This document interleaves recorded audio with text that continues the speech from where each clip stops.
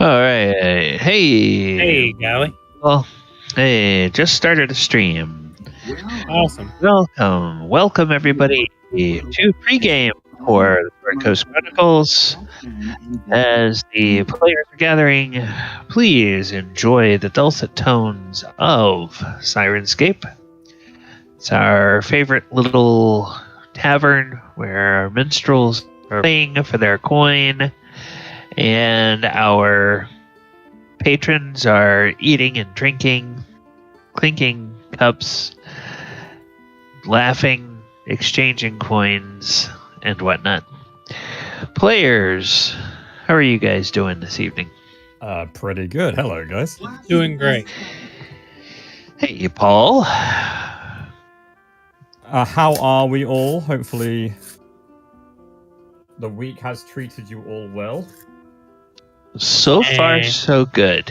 I'm unwrapping a very melted ice cream and attempting not to get any of it everywhere. Uh-oh. That is so Krenraid of you. That is absolutely so Krenraid. Krenraid Yes. some iced cream, and say, you eat it, it's cold. What? Madness, I say. I've eaten ice cubes, but I think Krenraid would have had ice cubes before, right? He's not that inept. I don't know. Has Krenraid... Well, I mean, yeah, before you met the party, if you went through wintertime, I imagine. The mountains can get pretty cold, there's plenty of snow everywhere. Just don't eat the yellow snow, unless it's mead. Might have fallen for that a few times. It's hard to say. All I'll say is Krenraid's most definitely influenced by my own stupidity, and not simply refreezing this ice cream because I want to eat it now is a prime example. Yeah, that happens. Hey, when ice cream gets too melty, you just almost want to throw it away because when you refreeze it, it's not the right consistency. Exactly. That's the reason why I'm not doing it. There is method to the madness. It's just a bit mad. That's why I'll just drink it. Turns into a slushie. Yeah. Hey, it's Ken. All right. Well, that's...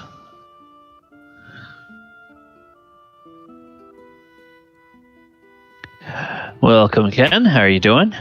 Howdy, howdy. Doing all right. How are y'all? Good. Everything get straightened out from Sunday, okay? Yep. Good.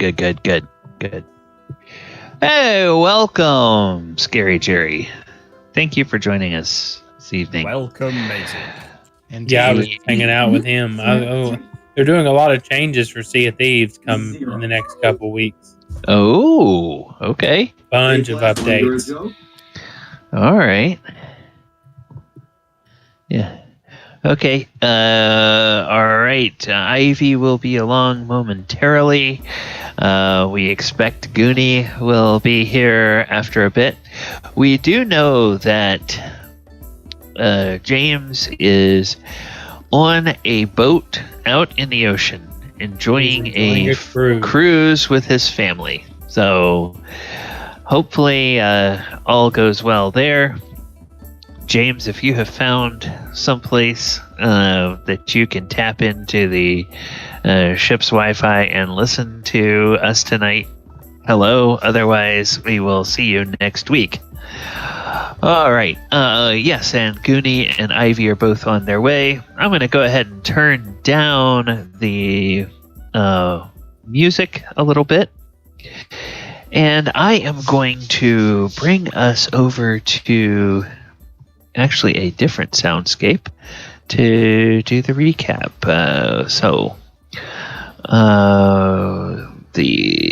This is the soundscape I want, and this is one where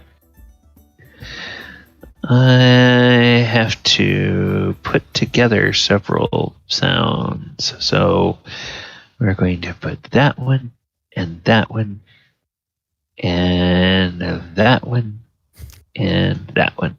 All right. So as our story opens this evening, the party members find themselves on the main deck of Lyn Armaal. They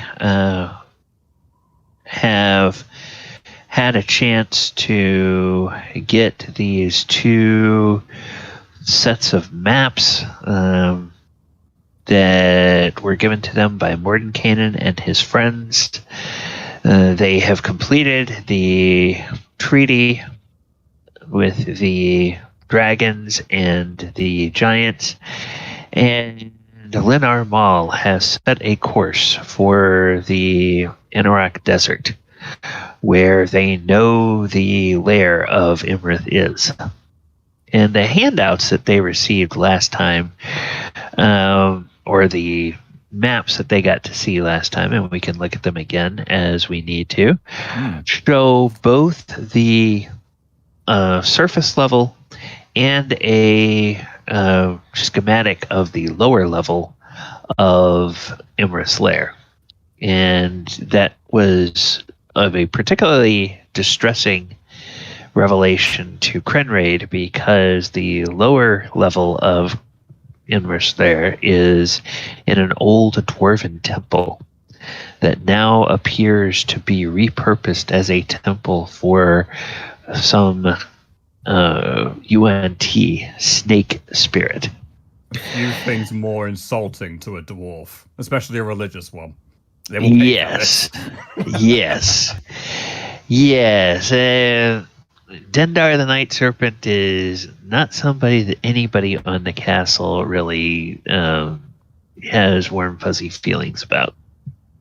So, we're just going to say that Mulek finds a library and is studying with the idea that he is going to be of most use to the party with a load of spells that will complement whatever tactics the rest of the party decides to take.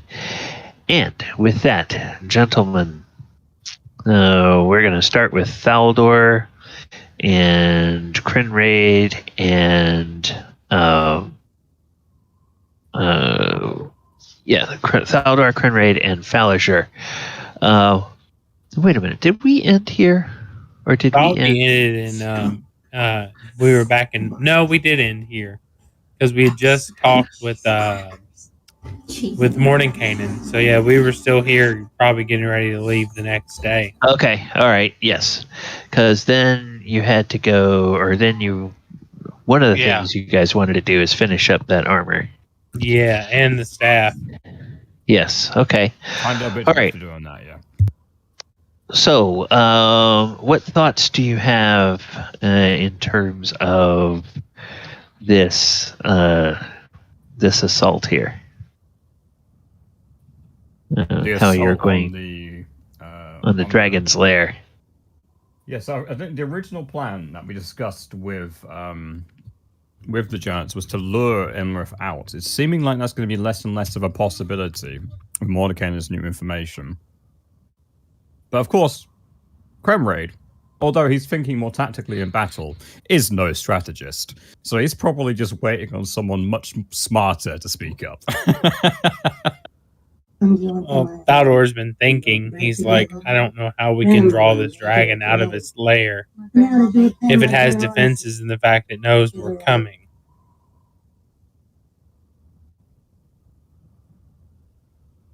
Well, I mean, we could always ask Lord Felgolos. He is a dragon. He would know what would tempt a dragon, I imagine.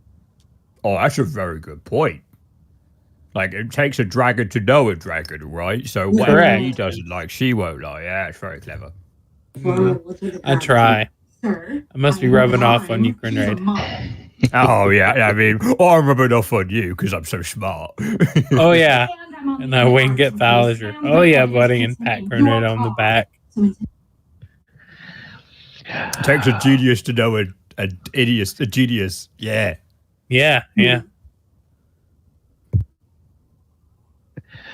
All right. Well, any number of the giants and or dragons can be found in the throne room at any time if anybody wants to go talk to them. Come with me, Krenraid. Let's see what we can learn. You busy, Falazure? Hello, Bell and Tac are working up as well. Morning. Yeah. Yep. I'm doing just fine. I was sitting here thinking about going out for takeout. All right. Well, I guess me and Krenraid to go talk to Lord Felgolos, come up with a plan here. Nah, I better go with you.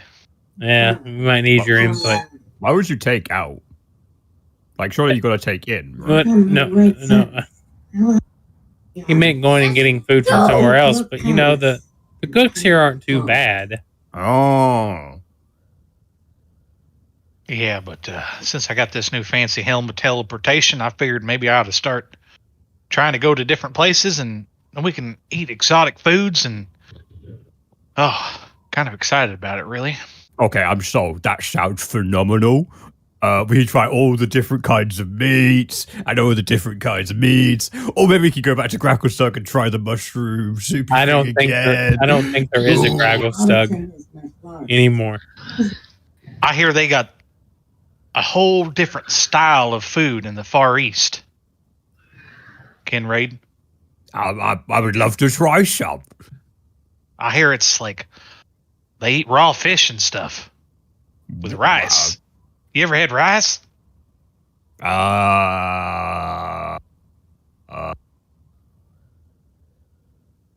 Little yeah. white. Okay.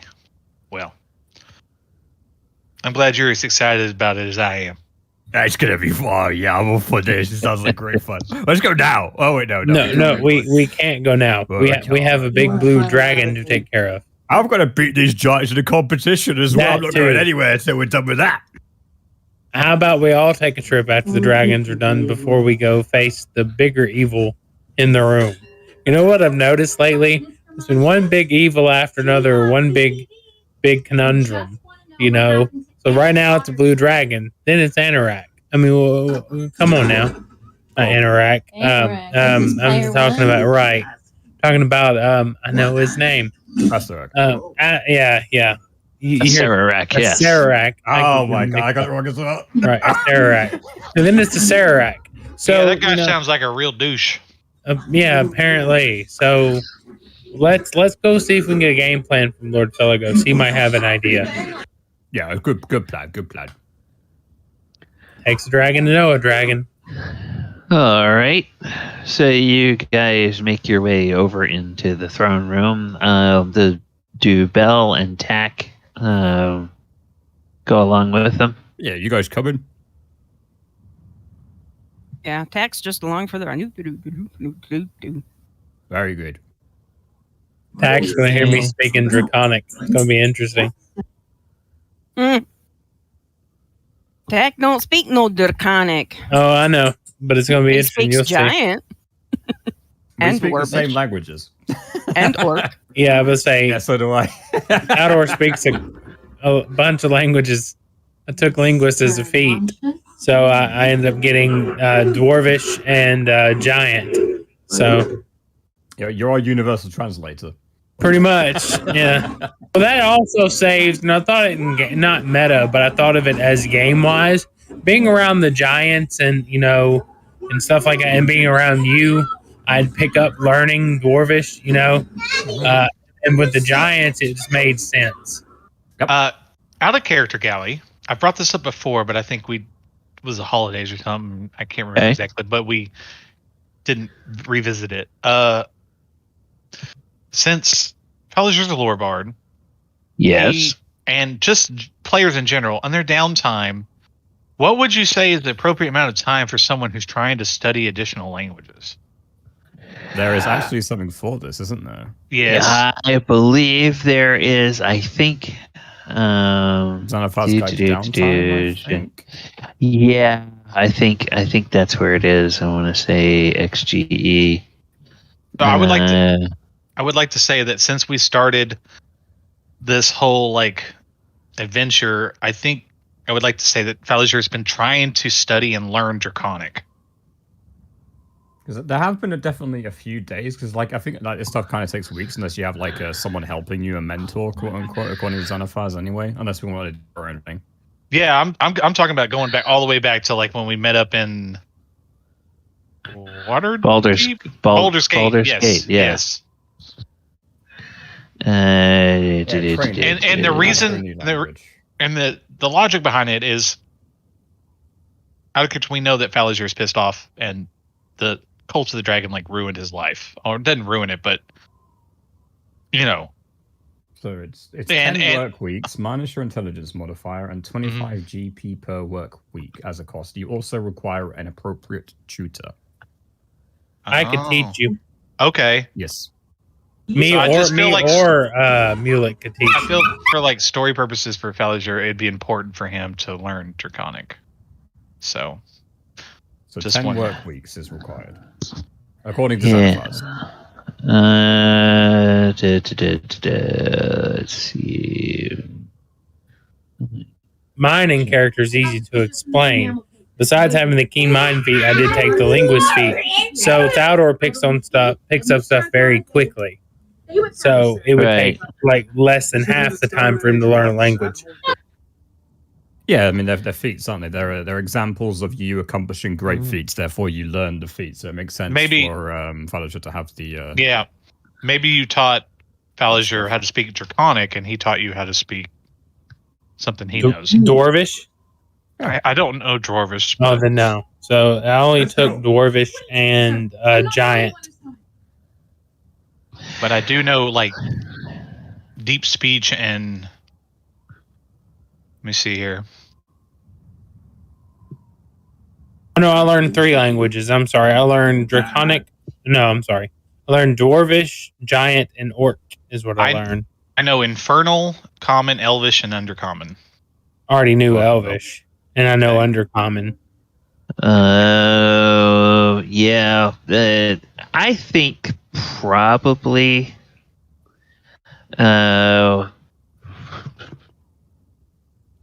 Okay, which source did you find that in, Paul? It's in Xanathar's Guide to Everything, the 2018 That's what I one. Thought, and I didn't see learning languages in the. It's under training. Master a new language, musical instrument, tool, or game. The resources framework. Training. You have a because chapter 2 or hold on. Training. There we go. I have a screenshot of it, so I'm just trying to find it.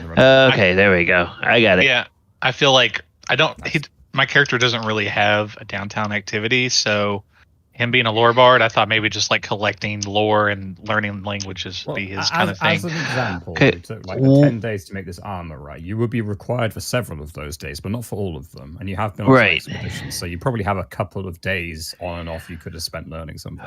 And you got me as a tutor. Yeah, what's your intelligence modifier? It's just unfortunately, it's +1. Okay, so that means instead of taking 10 work weeks, it's 9 work weeks, and the cost is 25 times 9.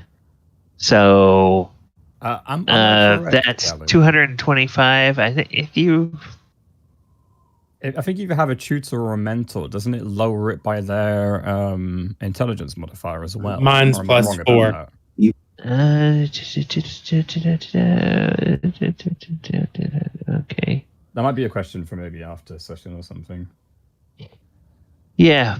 Do you have an intelligence modifier, Thaldohr? Yeah, it's +4. +4.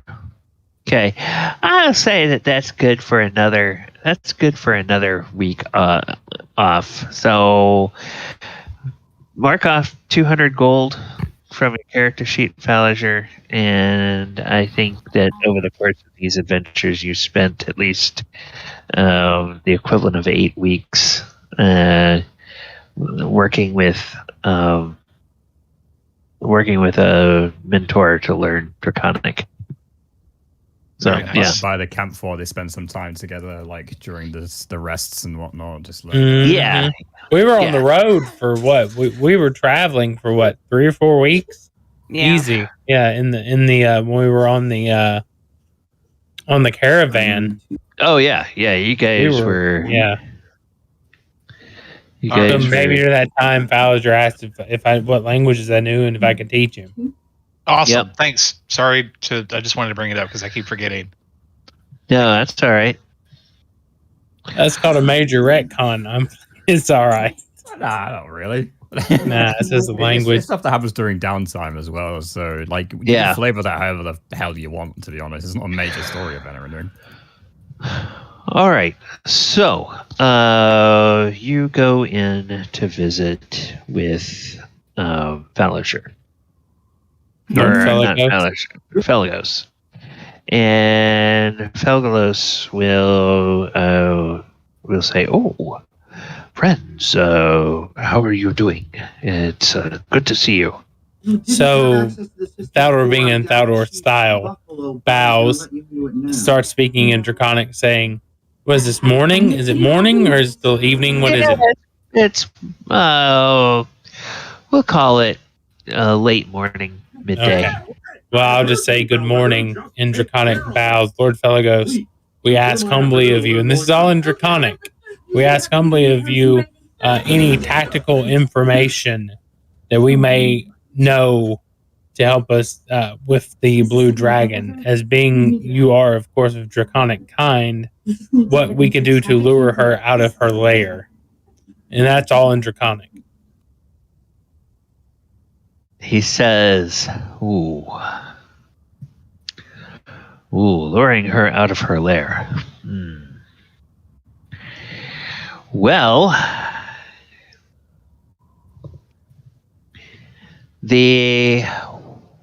one of the weaknesses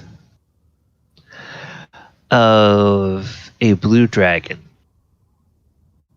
is its ego and its vanity.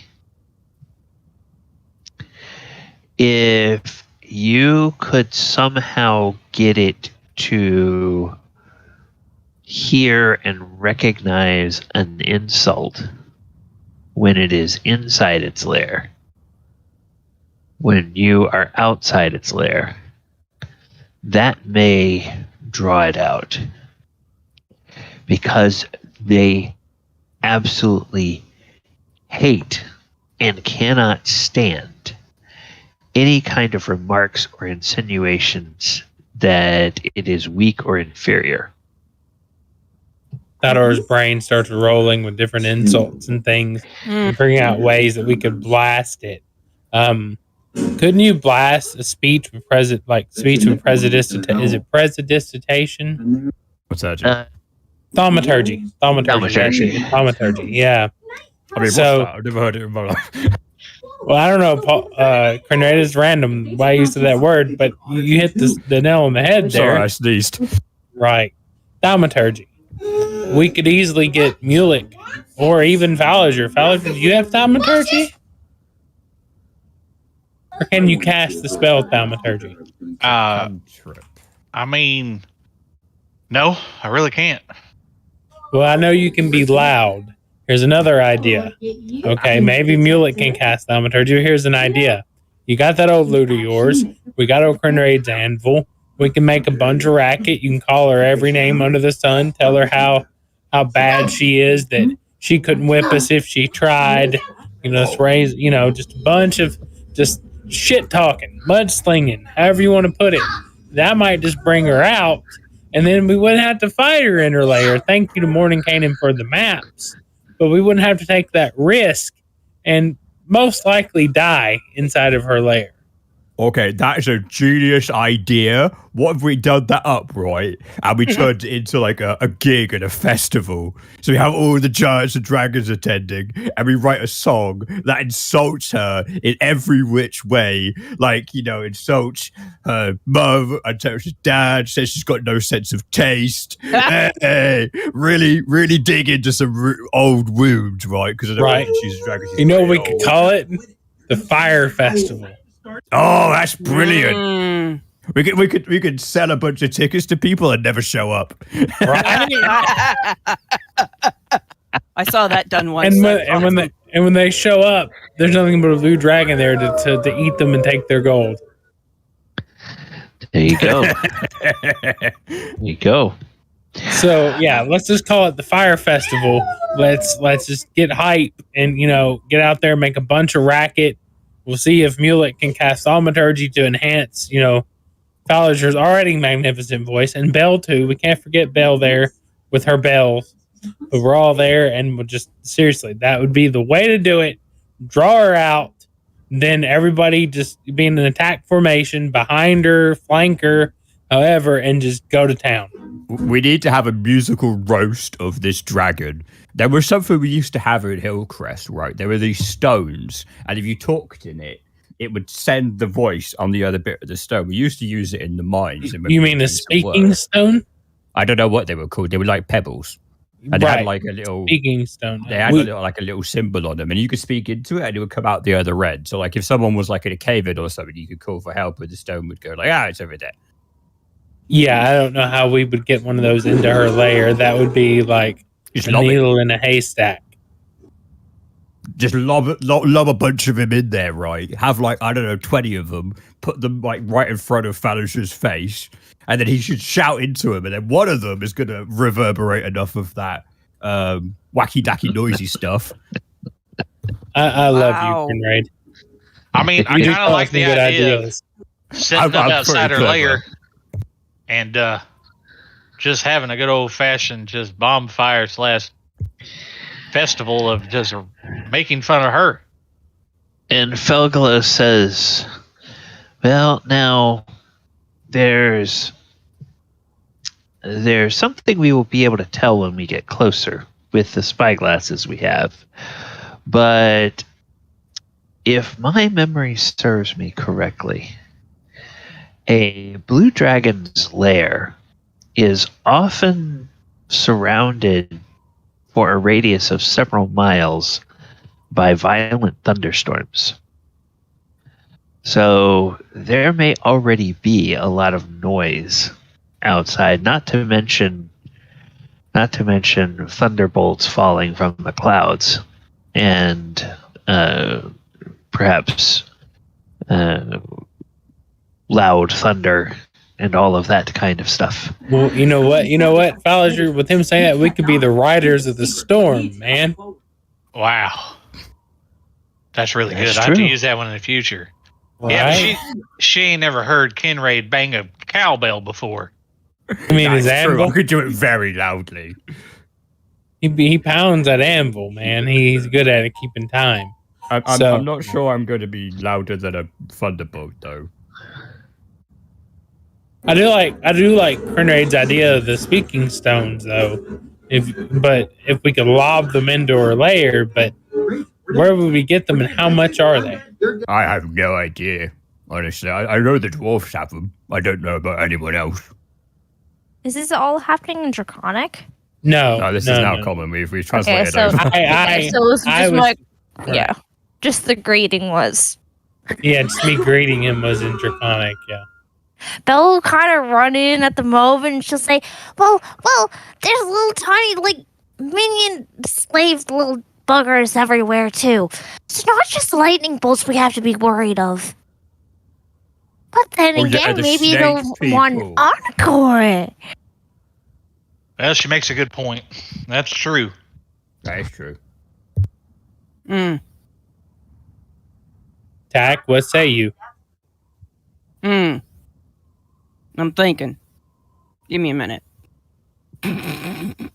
Yeah, take your time. I know that thinking sometimes takes a bit. Well, let me do some digging around, see if I can't find maybe some of those stones. I like that idea. I put in the magic item pricing. We had them priced in the Sunday game. It's 250 gold pieces for a pair of sending stones. Okay. I've got some contacts back at Watergate. I might be able to pick up a pair. They're not the easiest to find. Is it just a pair we need? Oh, well, we need loads of them to make like even more noise. Because like we did it once, it was really funny. We got like 10 of them. Right, we put them all in a bag, and this guy called Thaldohr farted in the bag, and it sent the sound to every person who was holding one of the stones in the mine. It was hilarious, but each one of them sent the sound again. So I think when we get like loads of them, it will like make more of the sound. How rare are these? The They're wondrous items. Sending stones. In 5e, but that entirely depends on how Gally wants them to be portrayed in this verse. Yeah, they're uncommon. Okay. So with a little bit of luck, I might be able to find maybe 2 pair, maybe,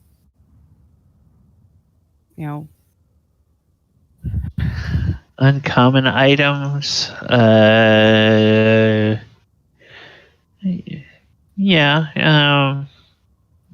Probably find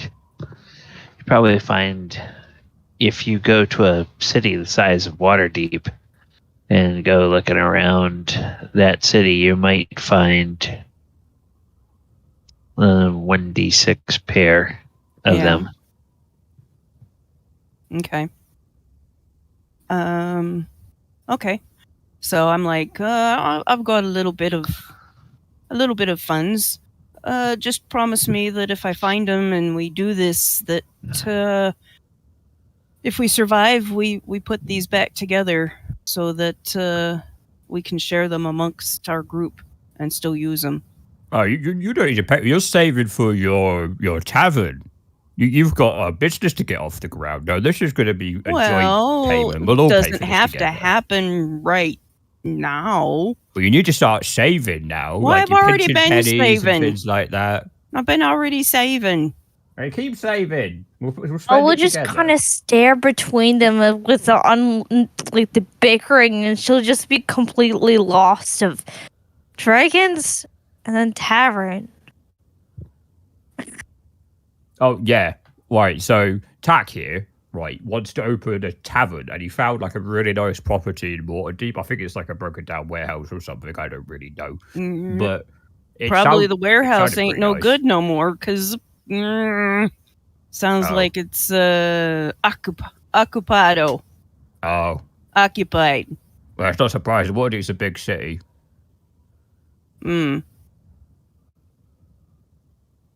Yeah, wants to start his own place. Right, that sounds like a great idea, especially if it serves some of his family's famous brew. And he's all for it, right? It's a match made in heaven. Yeah. Before Bella even opens her mouth, she'll look over at Falazure and see his facial expression of how he's reacting to all this. He just kind of smiles at her. He says, "Hey, by gods, if we survive this ancient dragon, I'll fund your bar myself." Well, hey, that was gonna go to my cat house. Roll up her page that she had all her notes on and start whacking him on the arm.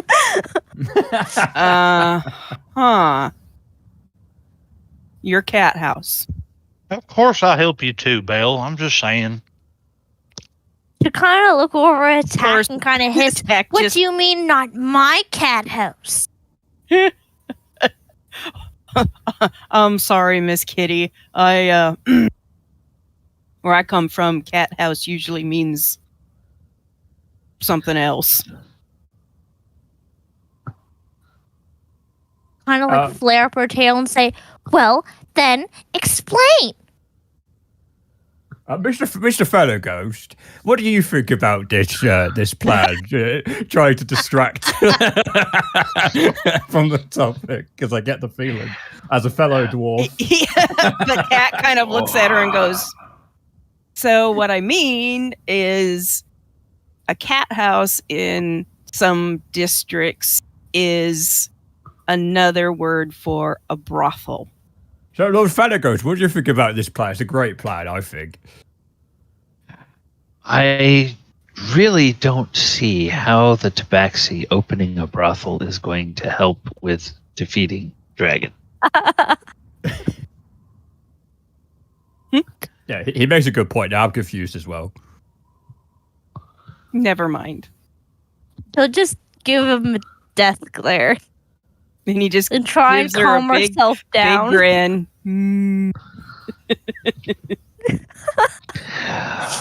Very well. Well, as I said, insults.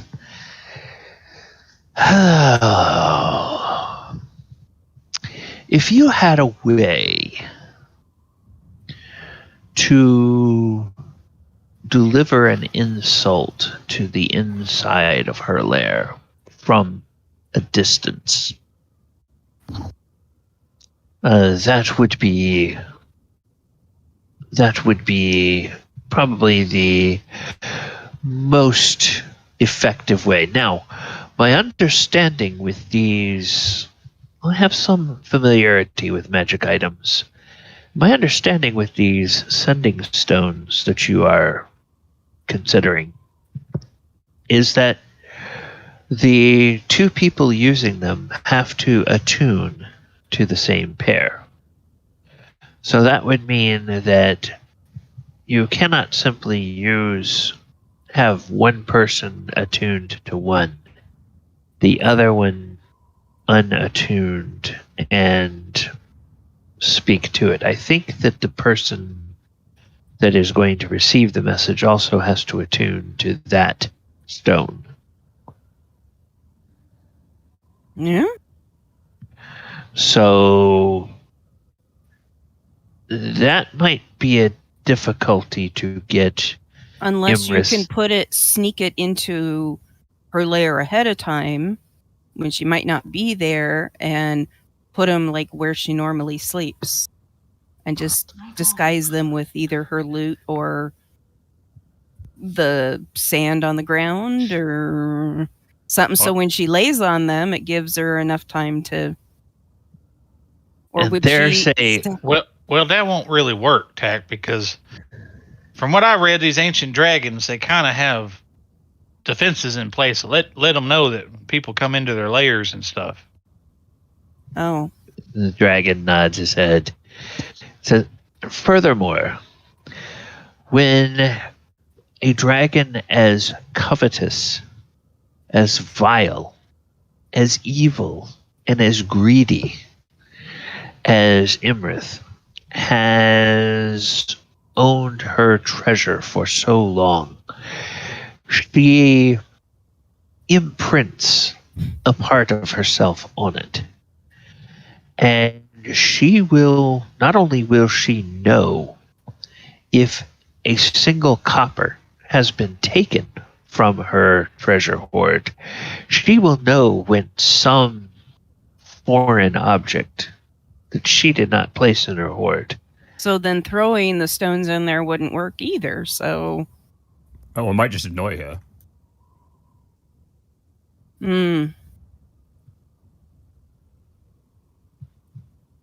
Doubtful. Yeah, I doubt I'd get annoyed if someone threw rocks at me either. I wouldn't really care. Well, if our giant friends threw boulders at her, that would get her attention. Oh, that's a big rock. But I'm afraid that without the aid of magic, and Master Krenraid, I know you are very strong. Thank you, that's true. But I fear that the size of rock that you could hurl with any appreciable velocity would be so small that Iymrith would hardly notice it bouncing off of her scales. Now, if you have the strength perhaps to lift a very heavy rock that you could drop on her, but of course her lair is underground, so dropping it on her would, from a great height, like let's say from the height of the castle, would not strike her directly. It would just hit the ground above her lair. Yeah, I wouldn't throw stones at her anyway. I'd throw something a bit more pointy. That is a good strategy. Pointy things. Those will get her attention. Yeah, this dragon curse on gold. I've heard of it before. Yes. Now, I mentioned the spyglasses, and I suspect that with the plan that Count Thulin has to fly us over the Anorak Desert at approximately 7,000 or 8,000 feet. I believe that from that height, we will be able to see the area of her lair when we get within 50 miles using the spyglasses. The question is going to be how much detail can we notice if those storms are in place. But it may give us a chance to get some sort of idea of what awaits us. I would estimate that we have probably 4 more days of travel before we get there. That's perfect. You're all be done in time. Yeah, so he estimates it's going to be about as long as it will take for you guys to finish up the armor. Essentially. Kind of clap her hands and say, "Oh, that means you can read my paper."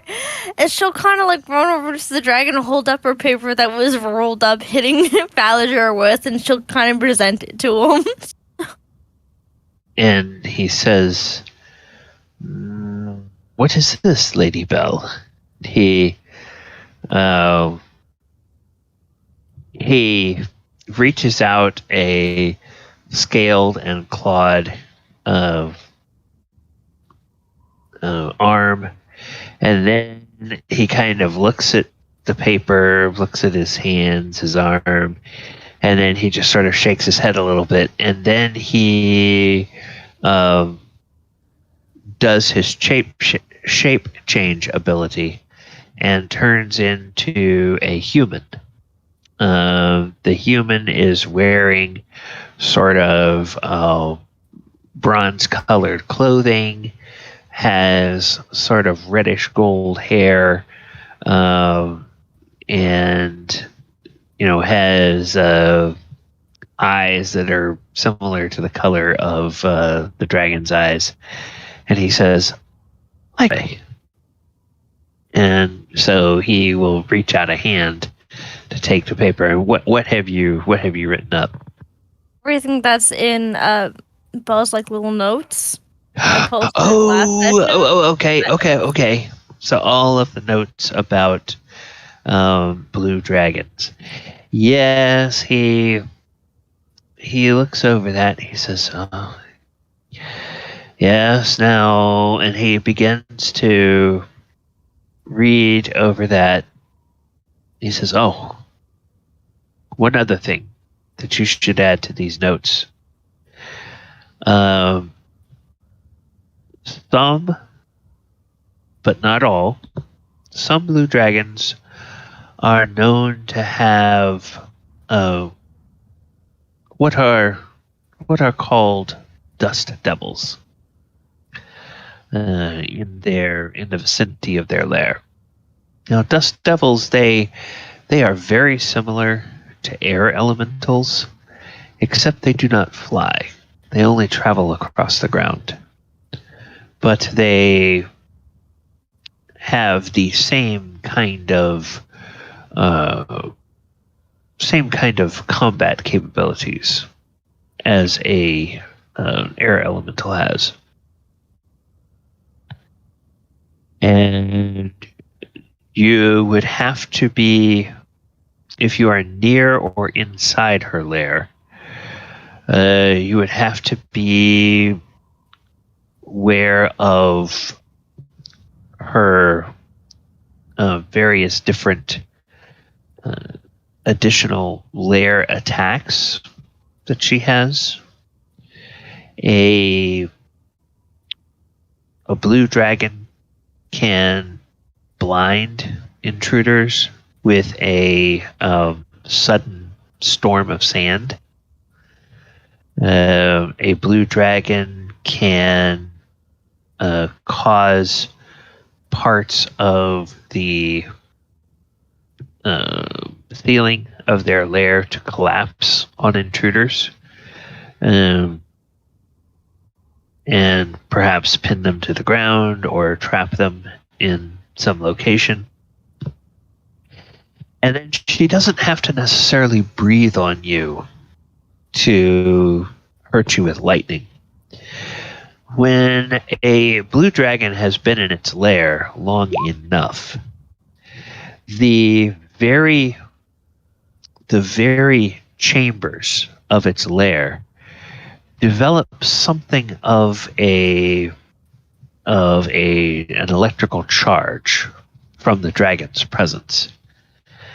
And from time to time, the dragon can cause the walls or the floor or the ceiling of that chamber to discharge that electricity and aim it at its intruders. So it's a very dangerous place to be in a battle.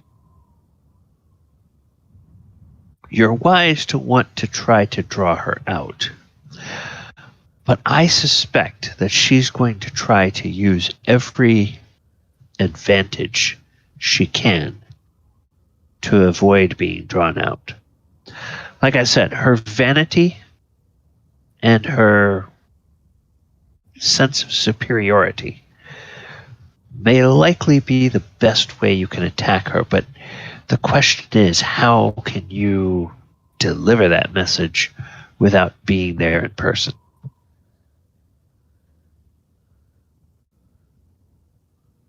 Elle will only kind of just blink, and she'll kind of like raise a finger before she sees something, then lower it. And then she'll raise it again and says, "Odd request. Can you change into a me?" Absolutely ignoring everything you just said. No, I cannot. I do not have... My ability as a dragon does not give me a true polymorph ability. I cannot become many creatures the way, let's say, a druid can. I have my draconic form, and I have this humanoid form.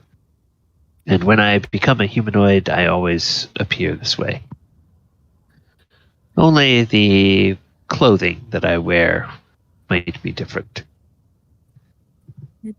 Belle will kind of just shrug her shoulders and just seem kind of defeated and upset now. She'll kind of just nod her head, and she'll grab the piece of paper and then just start chicken scratching like little jot notes of the rest of the things that he said on the floor. Okay. You won't comment. Just look sad. So what about the others? Tac just kind of along for the ride. He's never gone up against anything like this before, so he's kind of a little new to this. Yeah, these PCs have never fought an ancient dragon before, and the giants and dragons that are in the throne room, they are lost in thought. And King Hekaton says, lightning and thunder, those are powerful weapons.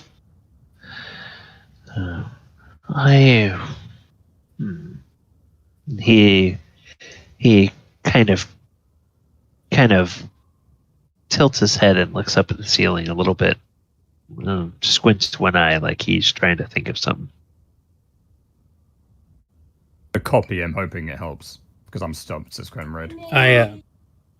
In Giant, out of respect, I speak to King. I say, Your Majesty, do you yourself not control thunder and lightning? Well, I do have the ability to control weather within a limited area. Perhaps I can quell some of the storms around her lair when we approach. But this is an ability that I can only do for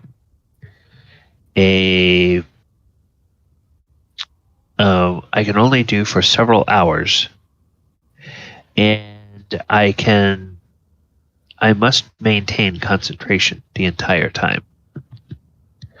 So if I were a blue dragon, especially one that had been in a storm giant's court and knows something about storm giants, then if Iymrith saw me, Iymrith would probably try to attack me first to break my concentration on the control weather, and then that would cause the natural storms in the area to return. Now, again, controlling the weather takes. It's not a very fast spell to cast. It takes some time to bring the spell up, and then once it is up, it takes some time. It can take nearly an hour for the conditions to fully change. So it's not an immediate effect in the way that you might be used to with some of your allies.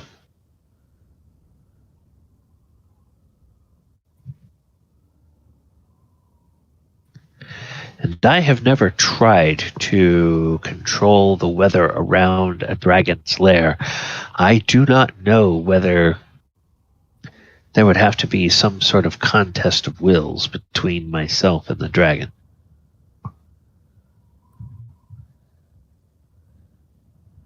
Interesting.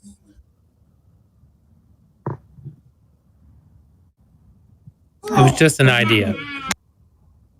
No, it's a good idea. Of course, I am immune to the effects of lightning and thunder, but I don't think the rest of my giant nobles are, and I don't know that any of the dragons are.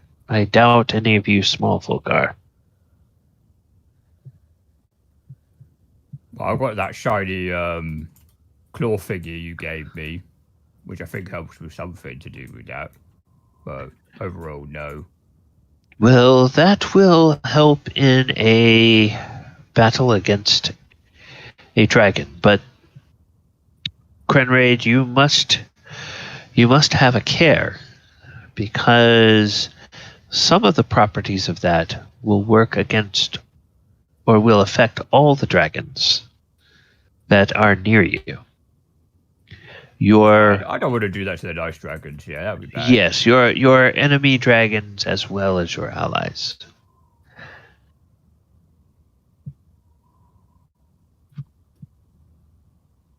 I got it written down here. Yes. Okay.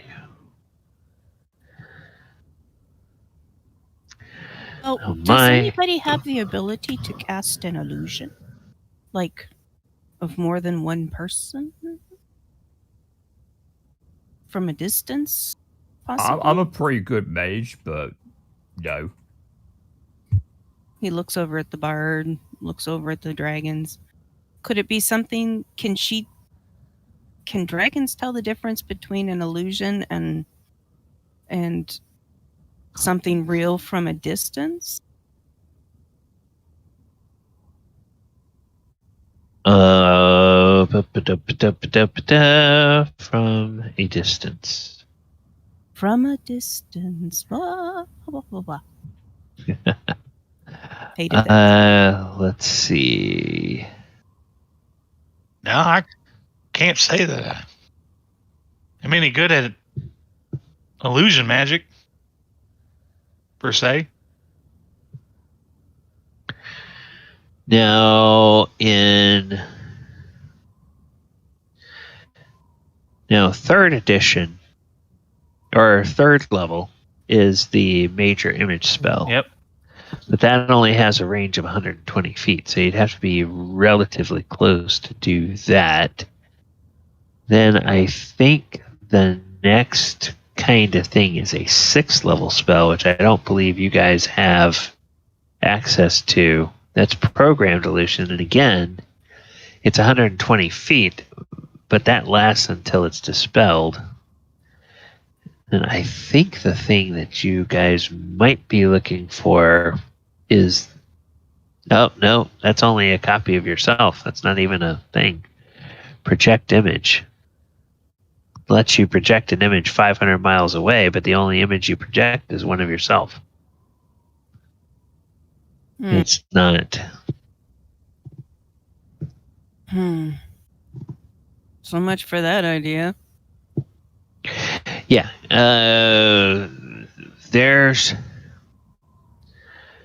There are things you could do, but it would take higher level magic than you have access to. There's definitely that school of thought. Like, you theoretically could cast something like Magic Mouth if you could sneak into the lair and then use that to translate some sounds and things like that. Like, there's definitely ways you could do that. There's also, I think hallucinatory terrain. You can change the look of a landscape to look like something else. So you could change the road to look like a giant FU Iymrith in pavement, which would probably be pretty obvious because it's like 250 feet big. But again, these are all spells that I don't think any of us pick up. Yeah, what is the hallucinatory terrain? Yeah, that's a 4th. It's massive. That's a 4th level spell, and yes, it natural terrain on a 150-foot cube can look, sound, and smell like some other kind of natural terrain. So you could basically take a 150-foot cube and of terrain above her lair and make it look like a swamp or something that's just antithetical to desert. It would look that way, but that's the only thing, and it takes 10 minutes to cast, and you have to be within 300 feet of where you're going to cast it. I think we have access to this for sure. Yeah, so if you got that close to cast it, then you'd be dealing probably with the defenders of the upper level or the ground level of the lair. Maybe we've been overthinking this. Maybe we lure out the top defenders, the guards on the outside. We deal with that as best we can without getting struck by the giant lightning bolts and the other bits of wind and the dust devils getting dust in their eye. I'm not really too scared of that, but I'm sure if they're devil-like, that's probably pretty bad. Maybe it's got like hot sauce on it. That stuff hurts. Thaldohr starts laughing. I remember when I first had it in Gracklestug, right? Put my face straight into freaking bowl of food. My eyes stung like nothing. If they're anything like that would be bad. Well, we told you not to, but you just couldn't help yourself. It was tasty. I wanted to eat it quicker. But yeah, I mean that could work too. I mean, this is going to take a lot of planning and resources.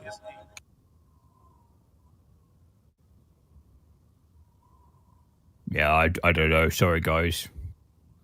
I'm not sure how we proceed past this. I've never done something like this before. I like the idea of throwing a concert just to insult her because it's funny.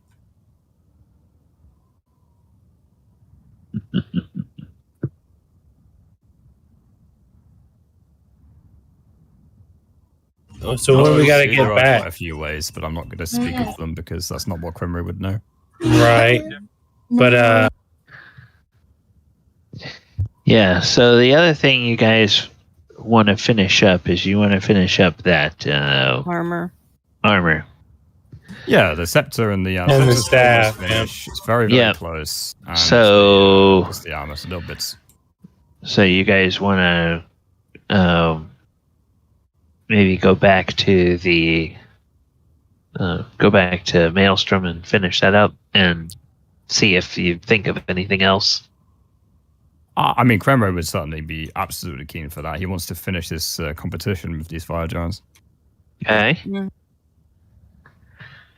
All right. Anybody else? Anything else you want to do before we switch the scene? Time for montage. Oh, okay. So that's not somebody pulls out the conch, blows on the conch, and the party finds themselves back in the main level of Maelstrom. I believe down here. Yes. All right. So, which actually no, we're not going to go there. We're going to go here because I don't have a forge over there, but there is a forge that is in Maelstrom, and we'll go over here, and there we go. Now, as you enter the forge, you can hear the hammers ringing, and you get over there, and there's the 4 fire giants that are working on the armor, and they're, ho, so you're back. Falazure. Hello, we're back indeed. How's it going? Let's see what you've done. Yes, Falazure, we are ready to try fitting the leg armor. See if we have the forms correct. All right, well, let's get a leg up on it. Oh, and you go over, and they, one of them will ask your permission to pick you up and stand you on top of the anvil so that they can more easily work on fitting the armor around your legs. Funny right there. It looks like a toy you play with as a kid, doesn't he, up there? Mm-hmm. Yeah, so if it's all right, they'll give you a hand up or a leg up on top of the big giant-sized anvil. And then they kind of crouch down, and they work on fitting the left leg first, and the left leg armor is just a little bit looser than you think that it should be. You feel like your leg would kind of rattle around inside that armor, and so they make a couple of notes and everything on the on how it should be taken in a little bit, and then they go and they fit the one on the right leg, and the right leg is just perfect. It feels very snug, and but not too snug, and has just enough ability for you to move, but it doesn't feel like it's going to rattle around on your leg. It's going to hold the meat of your leg very very securely. And so they take those measurements, and then they look over and they say, "Oh, so Master Krenraid, how is the Scepter coming?" Oh, it's coming on really nicely. I don't want to spoil anything, but I think you guys are up for some run for that money. Now let me see what you guys have been doing. Let me have a look at it.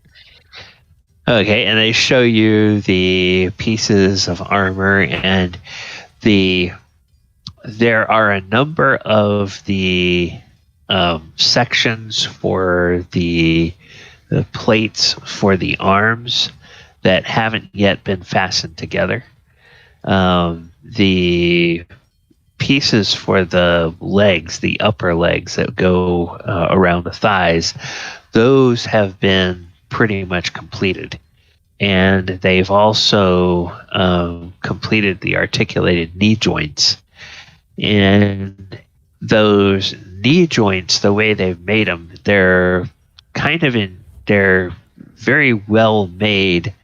Of course, they have a range of motion front and back to match the typical motion of the leg, but they also have a little bit of limited gimbal action, so that you could twist the leg or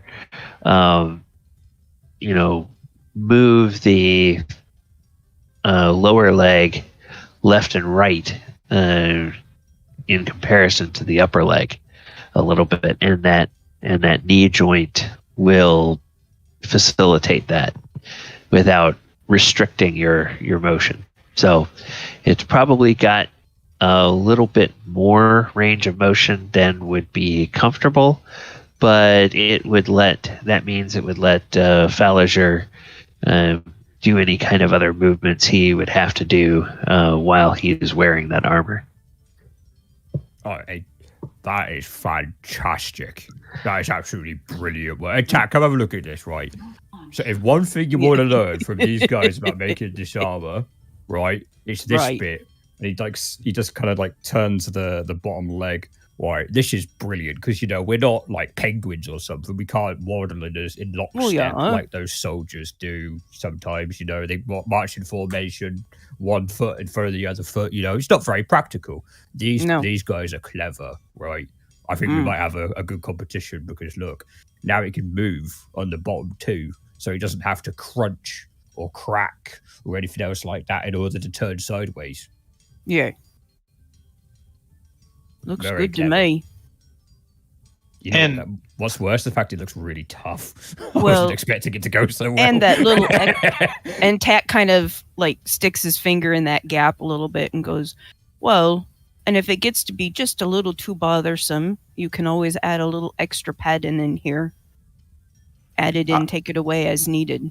I think having a bit extra is more often than not a good idea as well, because people get fat. Yeah, and you don't want to be having to remake armor, and there's no such thing as a. It's always easier to stretch take away than it is to stretch something out. Yeah, we don't want him to. We don't want him to sweat, though, do we? So it's kind of one of those things. Mm. A fine balance, one could say. Mm-hmm. Yeah, that armor looks really fancy, but I think we got him beat when it comes to technicality.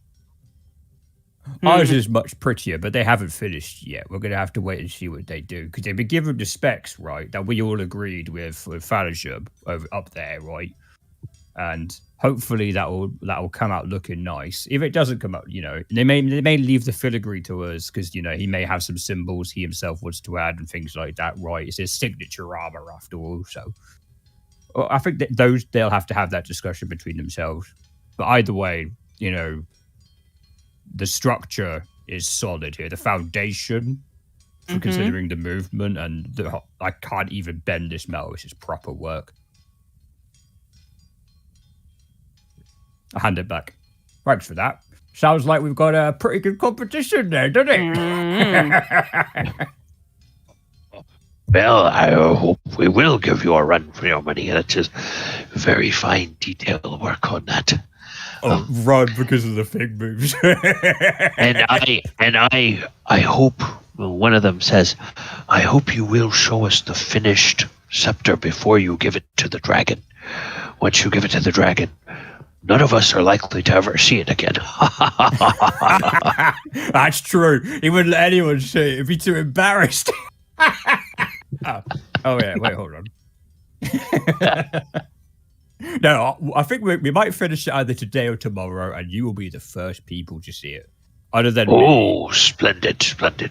Other than me, and other than Tac, and other than maybe that ogre over there, because you might see it first from the corner of his eye or something. Oh, I don't think you have to worry about him. He's just an apprentice here. Well, it makes good tea. Yes. Falazure, any other notes we should take at this point, or are you happy with the progress so far? I mean, this is probably the best armor I've ever seen in my life. Well, thank you. Just I'm a little overwhelmed. I'm not really sure what to say. Don't think I should really mess with perfection. Well, when you were wearing it, you can say a big hello to Iymrith and shove a sword right into her somewhere it's going to really hurt. Right, the giblets. Yeah. Do that, you'll do that armor proud. Yeah, if she doesn't electrocute me to death in all this metal. Well, that's the thing, you see, with Mithril. It's going to affect the current a little bit differently. So you might find that if your luck holds, it will be a little bit less dangerous than wearing standard iron armor.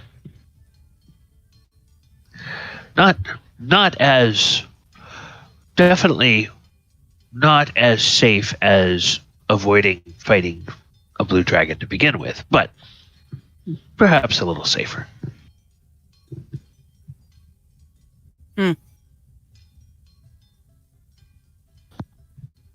Well, I can't wait to wear it.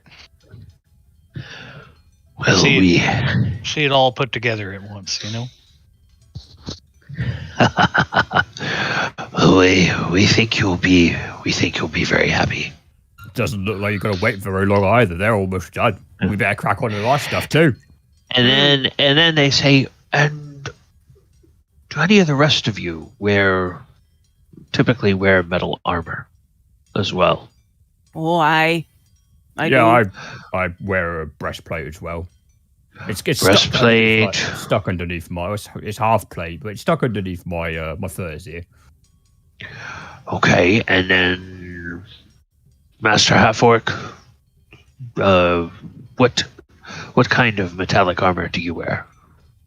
Oh, he kind of chuckles. Well, whatever I have fixed at the moment, but normally I wear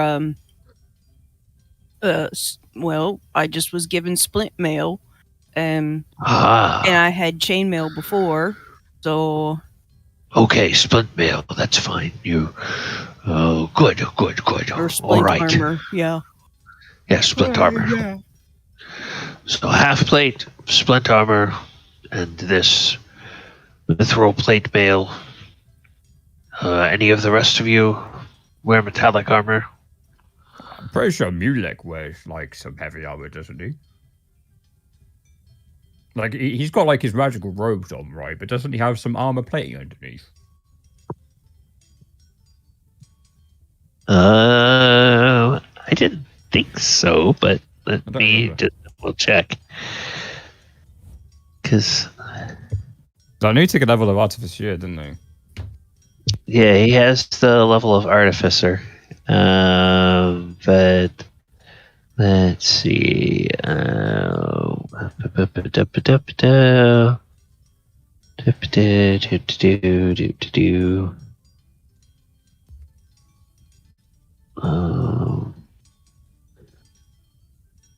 Okay, so. Oh, yes. He's wearing breastplate as well. Yep. All right. So. Okay, good. All right. I think the rest of them wear kind of more free-flowing, kind of weaker, leather and stuff like that. Yes.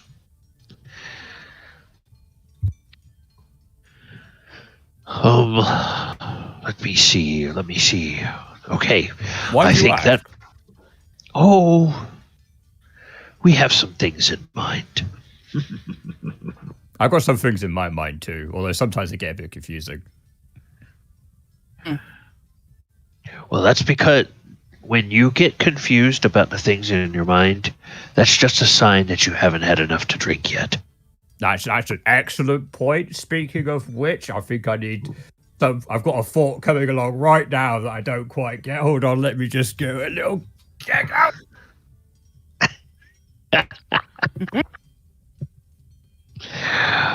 All right. And about that time, Tac pulls out his flask off his hip, opens it up, hands it over to Krenraid.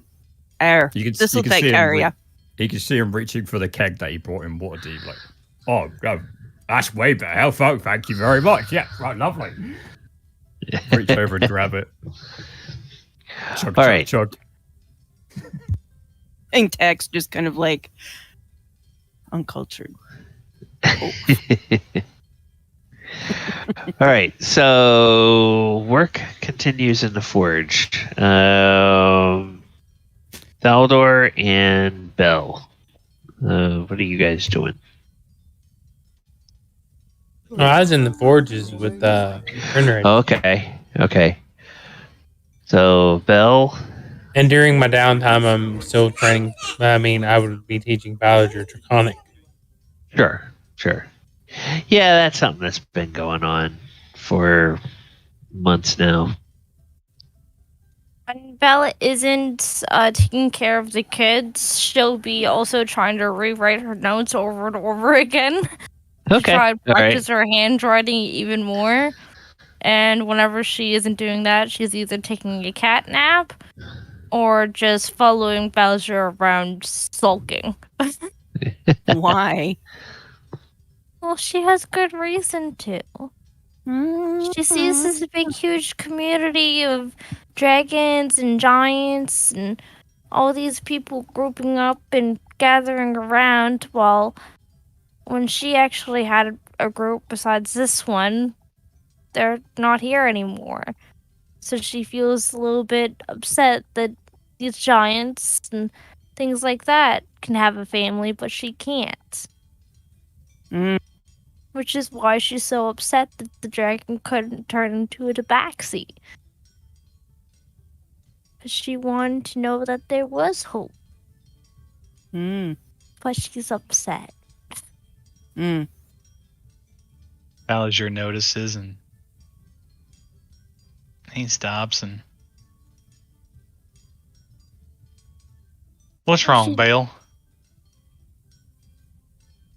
Bill kind of look up and say, I don't want to join my others yet.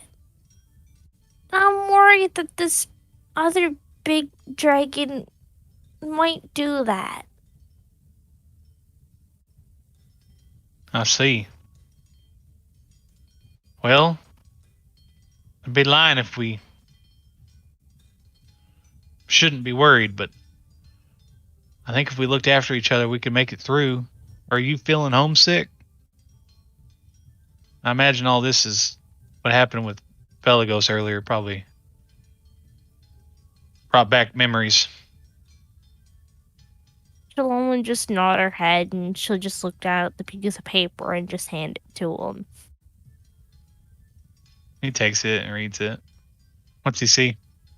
It's just her notes that she tore little bits and parts out of, where that there was drops of tears that just landed on the sheets, and in the word "thus" and things like that, it turned into "he" and so on and so forth.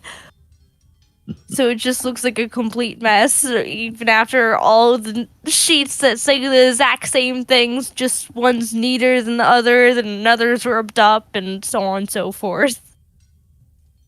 He just kind of looks down and runs his hand over her head and scrunches her ears and pets her, and then he pulls her close and he hugs her and he says, Belle, you've come a long way from that tabaxi I found late one cold night.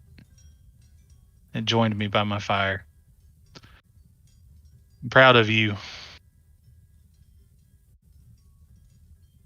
I'll only give a little weak smile and say, I still know how excited you were whenever you found the other family. And she'll kind of point to Thaldohr and say, you remember the first argument you guys got into? You guys were like my brother and older brother, always arguing about which shiny got who. Yeah, that's good times. Until saying that you stole this one from that one, and really, I stole it from both of you. And she'll point out the rusted old coin that she has, hidden inside one of her bells. And she'll just hold it up, just in her palm of her hand. He just kind of laughs and he says, yeah, those are good times. Even when we were in the Underdark. Well, until Demogorgon showed up. That shit was crazy. I'll only chuckle, and she'll just nod her head and just smile a little bit stronger and say, we've been through a lot. I don't want it to end yet. Well, if I have anything to say about it, and Lady Luck does too, and I'm starting to believe that she has her eye on me, I think we're going to be just fine.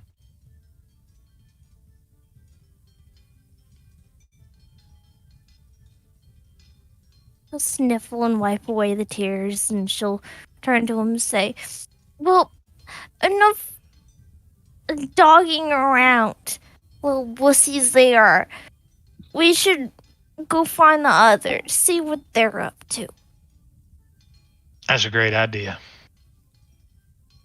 And if I swear you tell anybody, she'll kind of run her hand against your nose and then put up a claw to his chin and say, hush. Wow. Not psycho or anything, are we? No, just passive aggressive. If Harley Quinn was a tabaxi bard. Yeah, exactly. That'd be Belle. Where's my hyena? I love my food. Yeah, where is the hyena? There it is. All right. So, you guys spend a little bit more time there in the rest of the day there in the forge. One day turns into two, and on the evening of the second day that you are there in the forge, one of you gets a sending from Count Thaldohr. We will just say, let me just see here. We will just say, all right, that Belle gets a sending from Count Thaldohr. I sure hope so. I take after his kids. Yes, the cloud giant. Says we are approaching the edge of the Anarok Desert. We are going to slow the Cloud Castle, and we think that tomorrow morning we might be in range to use our spyglasses to look at the lair. So in short, we're going basically in reverse speed because it's slowing like a snail pace. And then we're going to use our glass eye thingies to be able to see things in the morning. Well, in my monocle. This is the exact words she will tell everyone else. Okay. I've got a monocle, but it doesn't have any glass in it. Do I need to find some glass? You need glass? Do I need glass? No. You're good. Paul will kind of pull out a little tiny, whatchamacallit, the little tiny bags. Yeah, bags. That's what it's called, me. Yes. She'll pull out a little tiny bag, and then she'll just kind of dump it on the floor carefully, and lots of sea glass will just fall out of it and say, "You need glass? I got glass." I don't know. Do I need glass? You said we need glass to see stuff. I don't know if this will help you see anything. She'll kind of raise one up to her eye and kind of move it around and say, "No, not that one." And she'll just shuffle through them all. Yeah, some of those look pretty foggy or something. I don't think I could see very well through them. Are you sure I need glass to see? I can see much better it's not now. This eyeglass, it's another eyeglass. You know, those fridgies with the glass eyes, but in telescopes. I don't know what that is. Yes.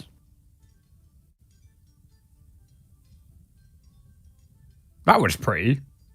I'm gonna just completely ignore what he's doing and start fiddling around with the glass as well. Just swat his hand every single time he comes close to touching one, pick one up, and then move it away from him, the one that he wanted. I don't want to take him. I just want to see him. All right. So as Belle is playing Keep Away from Krenraid, and Krenraid is wondering why these pretty little glass beads that he keeps looking at, why they keep going away every time he goes to pick up another one. Why? And Belle's just enjoying this while probably Falazure's just looking over her shoulder watching it all. As that happens, we will go ahead and take our mid-session break. Then we will, when we come back, we will go briefly take a look at what they noticed through the spyglass, and then we will finish up the armor in our session later this evening. All right, so I'm going to put the plate back up, and then I will put the timer on. Viewers, thank you guys so much for hanging out with us. We will be away for about 10 minutes, and then we will be back. I'm going to put the timer on, and I'm going to change the music, or change the Sirenscape to the background music, and we shall return momentarily. Players, you can either stay here on this channel, or you can move to the off-stream tavern.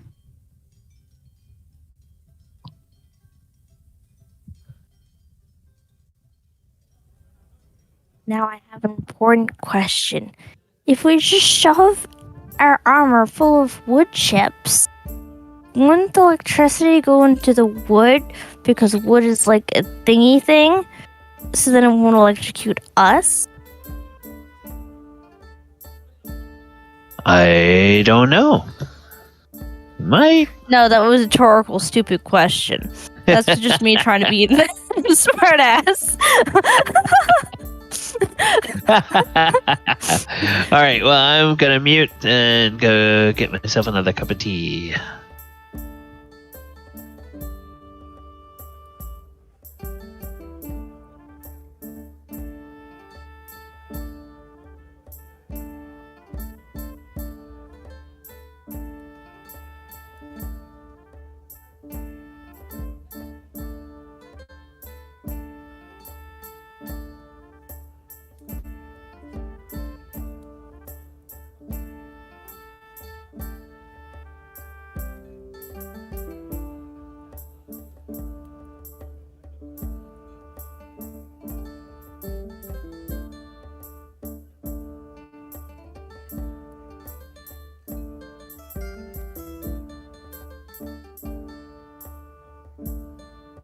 Hey, Paul.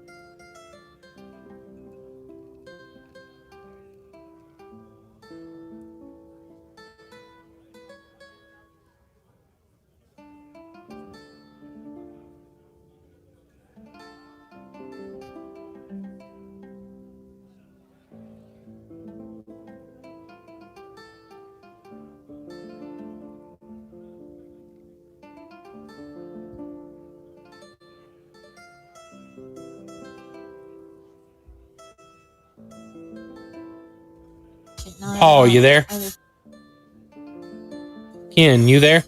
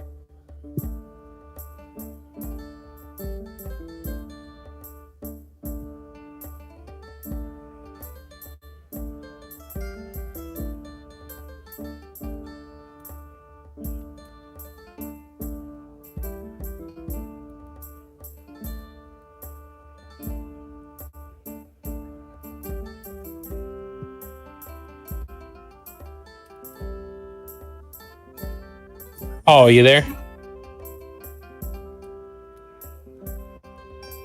So we'll talk after game. That's fine.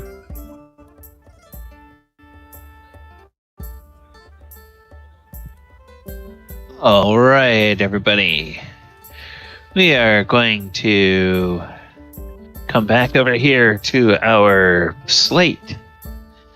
And I'm going to... Whoops.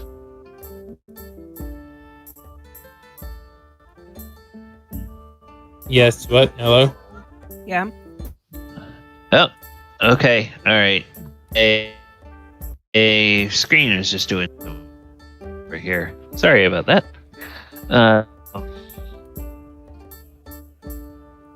Let's see.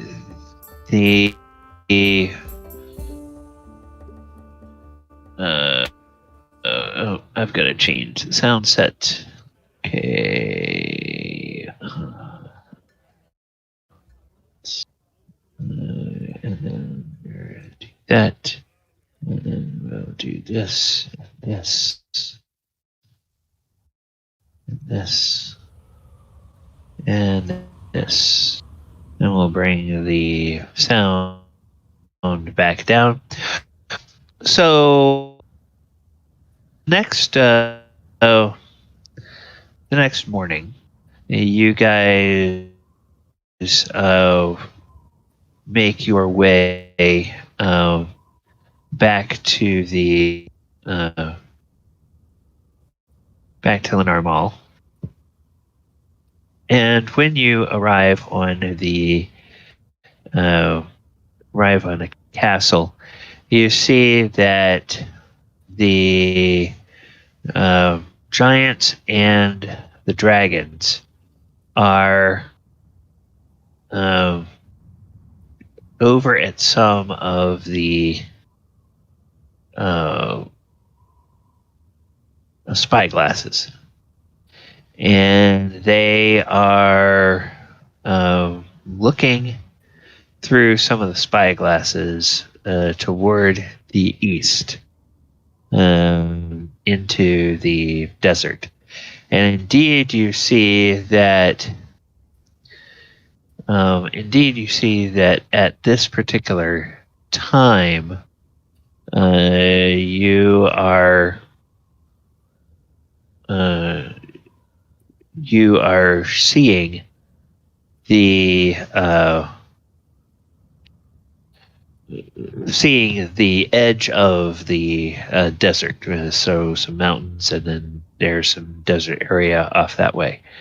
And as you arrive on the castle, Count Thulin will wave to you and bid you to come up to the level where you can see these spyglasses, and they will bring you up, and one at a time they will give you an opportunity to go and look through the spyglasses. And as you look through the spyglasses, you will see far off in the distance to the east, you will see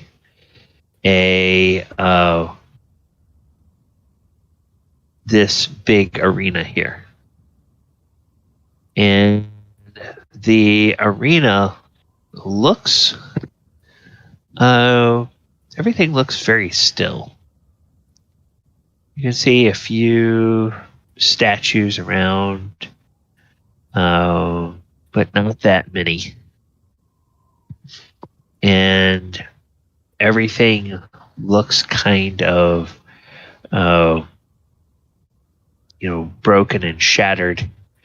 You do notice through the spyglasses, you do notice the two trebuchets at the near the top of each side of this arena. And you notice, curiously, there seem to be some statues near those trebuchet.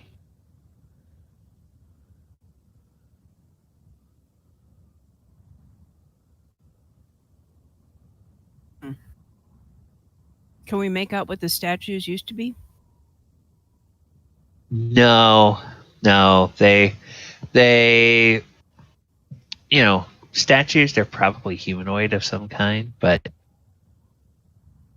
Now, were that's they about it. like supersized, or were they look like they're carved, or somebody turned someone into? You're over 50 miles away, so okay. through the spy glasses you can see that, but you can't see that kind of fine detail. Gotcha. Okay.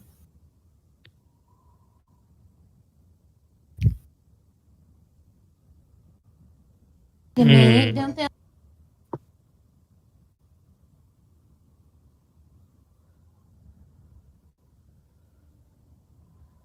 I wonder who mans the trebuchets. That's a good question. It's probably those snake people, isn't it?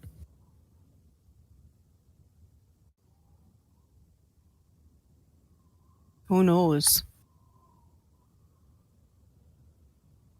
We'll have to figure it out. I mean, it wouldn't be surprising if they were left over from the fortress that was underneath this area. Do we see the tents and the fire? Were pretty big. Yeah, over in the far side, you do notice there is one small area that does seem to have some kind of activity.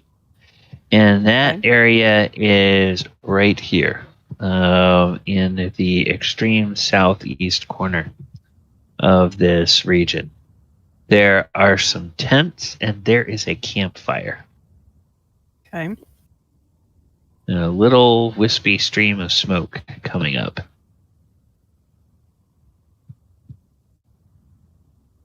And,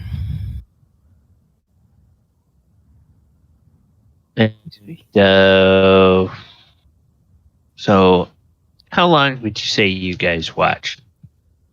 I watch for a while to see if I see what's possibly around these tents. If we see something, I know we're a ways away, but with the scopes and stuff, hoping to maybe catch a glimpse of whatever's there, creature-wise. You can't. You're too far away to see any movement by those tents or the tent flaps or anything. But from time to time, there is something like the glint of sunlight on metal from next to the fire. So maybe it's a weapon, maybe it's a tool or something, but it's like something something glints. Yeah. Like sunlight on steel. Gotcha. And who all else is taking turns watching? I'm looking for a big rock. Oh, there's plenty of big rocks down there. I'm looking for a big rock up here. Oh, okay. Closest place you'd probably find one is over in the garden. I wasn't expecting to actually find any, don't worry. Okay. It was a reference to earlier when we were talking to Lord Felgolos, and he said you could probably drop a very big rock of a long distance. And Krenraid's like, we're pretty high up. I could drop a rock. Yeah, you're high up, but you're also quite a few miles away. Terminal velocity is reached at, Working out that distance isn't really something Krenraid could do, because that's working out the length by the it's by Pythagoras, isn't it? So that definitely isn't something Krenraid's capable of. I can see them chuck. Oh, I missed.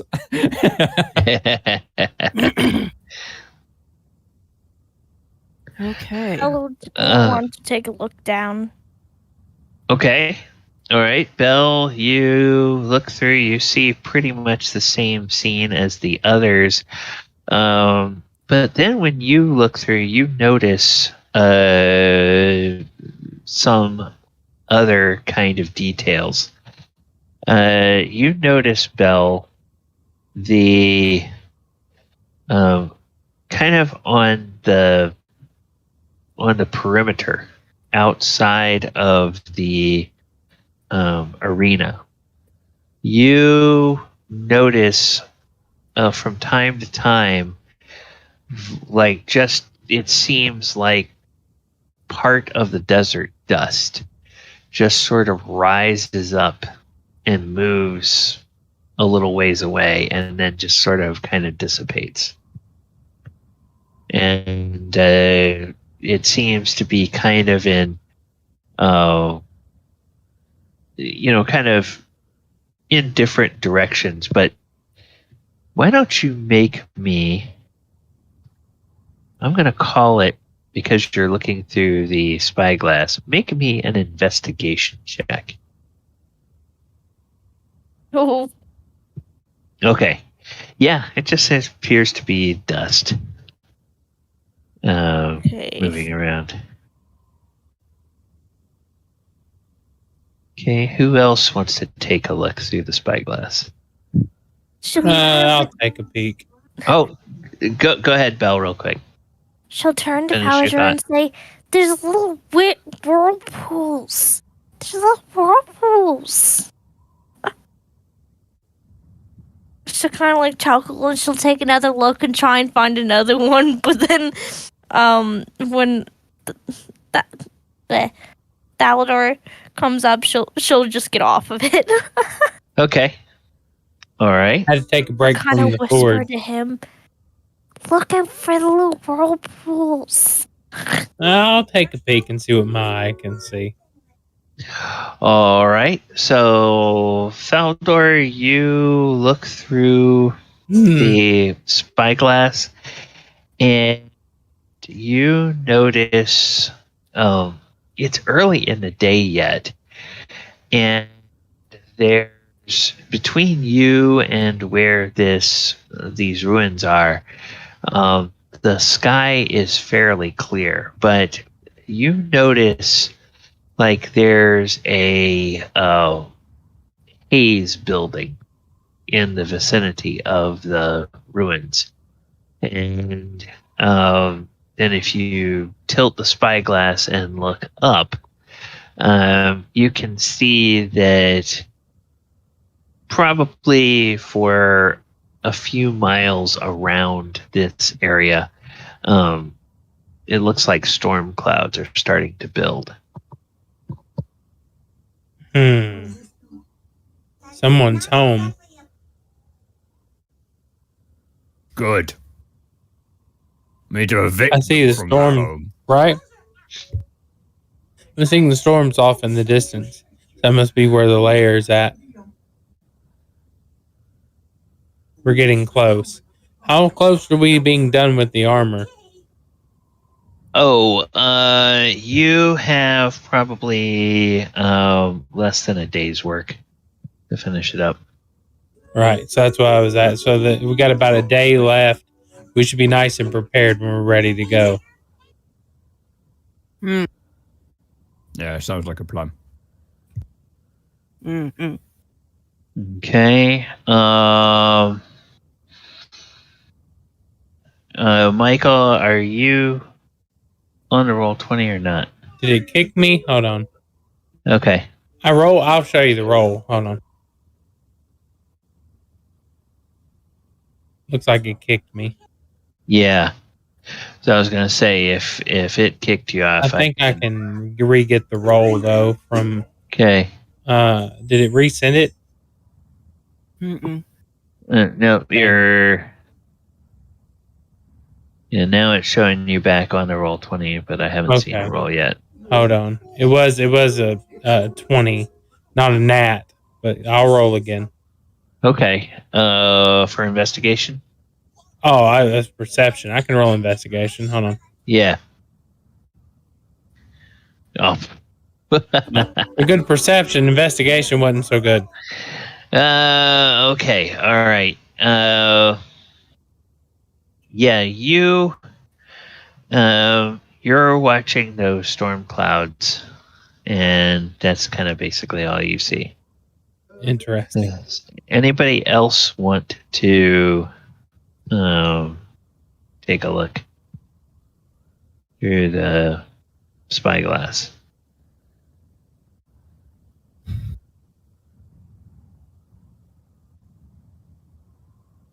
Was I using the spyglass earlier, or were you? Yeah, you were using the spyglass earlier. Okay. So does Tac want to look back through the spyglass again? Sure. Okay. I'm still looking for a rock, so I'm not there. Yeah. All right. So Tac looks through the spyglass and he notices the clouds building, and it seems very strange that these storm clouds are building in this kind of localized area. And he, after Belle mentioned the swirling dust, she can see that too. And make me a investigation check, if you will, please. Oh, wow. Okay. All right. So you're looking and looking, and after a while, there's some movement on the ground that catches your eye. And then bursting up out of the ground, you see right over here in this area, you see a large blue reptilian shape with big wings. And about that time, Tac is like, oh, guys, I think I see it. Or something like it. Oh, what is it? And it leaps up into the air. And it begins to fly. And it flies it flies kind of out through this gash that's been cut in the arena. Mm-hmm. And then it kind of turns, and you lose it for a moment until it finally starts to gain enough altitude, and then you can see it over the top of the arena, and it just sort of flies in a spiral circling pattern that goes around the arena and rises up into the air, and rises all the way to the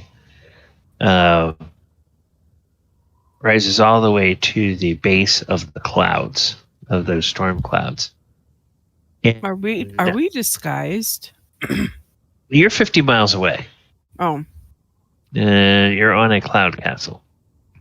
You're only seeing this because you're looking through the big giant sized spyglass. Right, well, I'm still not sure what powers dragons fully have. If they can sense or see something from a distance. Yeah. They have a large territory. Their senses are probably more acute than most things, but spotting a particular cloud, miles and miles and miles away, they probably wouldn't notice that from other clouds. Now you realize that you guys are kind of on the edge of the desert. You're in an area where sort of the landscape on to the west of where you are is sort of forested hills and mountains, and it kind of comes up to sort of a high desert area here. So a druid would probably be able to tell you that as the winds come in and hit these hills and the air is forced up, well, all of the moisture would probably fall on the west side of these hills, and then that's why you see desert to the east. So in this area where you are and back to your west, the sky has plenty of clouds in it. So are you disguised? Are you hidden? Are you invisible? No, but you're in a cloud. Okay. And there are other clouds around. Gotcha. Within your, within a few miles. Black rain cloud hovering over your honey tree. All right, so the dragon flies up, and as it flies up, it just flies right to the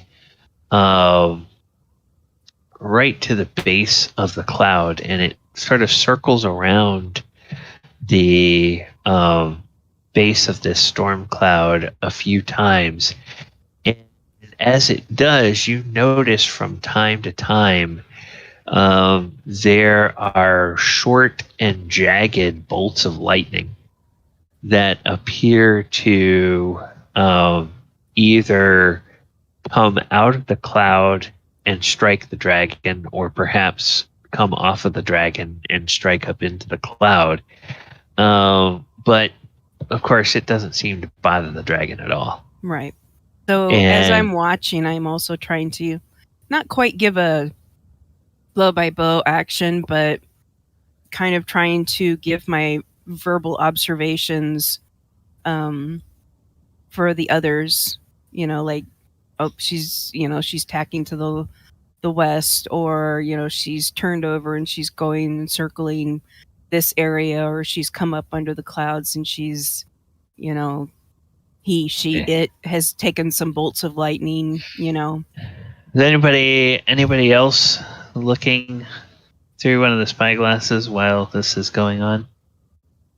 Because there are a number of spyglasses on the they're big old things. Yeah. Falazure is looking at one. Okay. All right. Falazure, go ahead and make me an investigation check.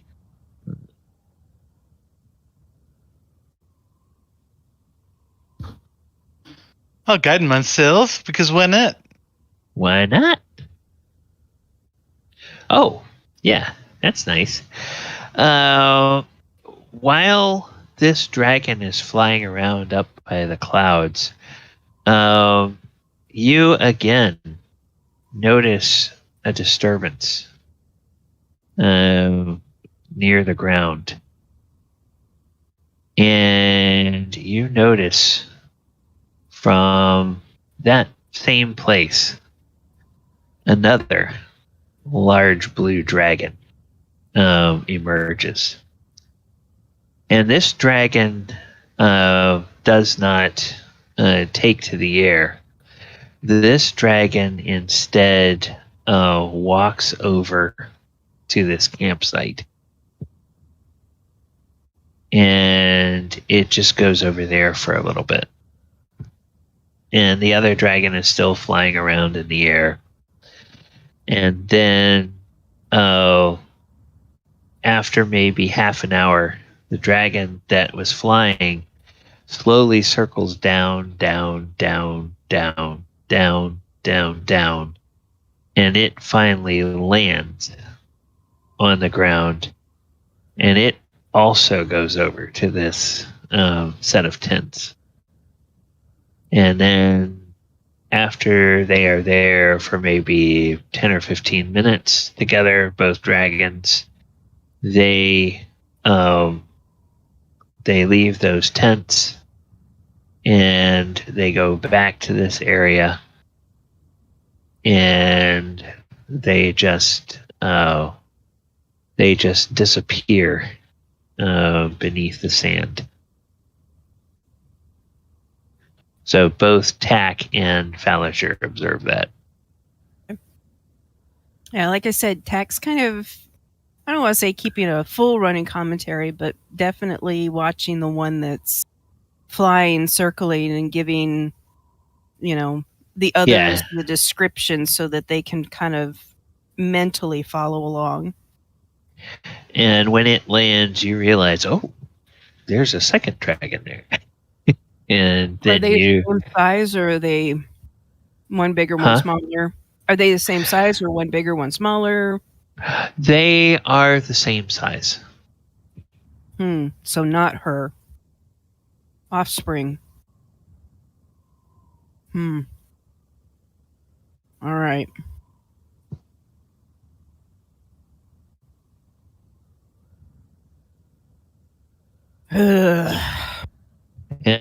He steps away in frustration. And King Hecaton says,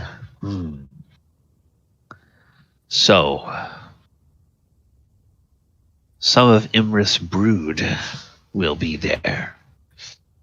Well, that suits me just as well. We can wipe them all out in one blow. And the other giants, they make their approval known through either, through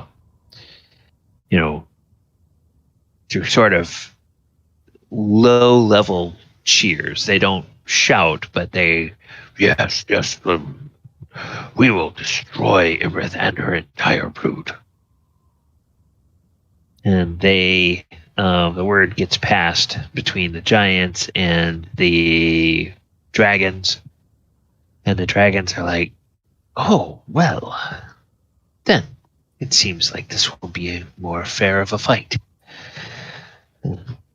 Iymrith will have a fight. Yes, Iymrith will not be alone.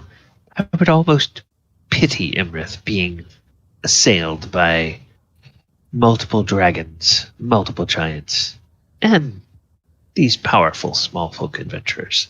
Don't get cocky. Well, yes, a dragon's lair is a very difficult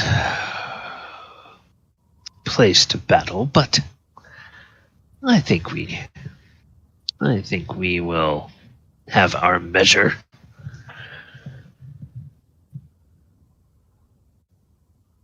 Of success. Not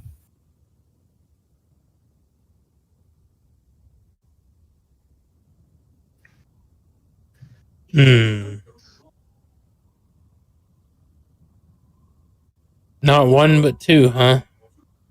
About the same size. That doesn't.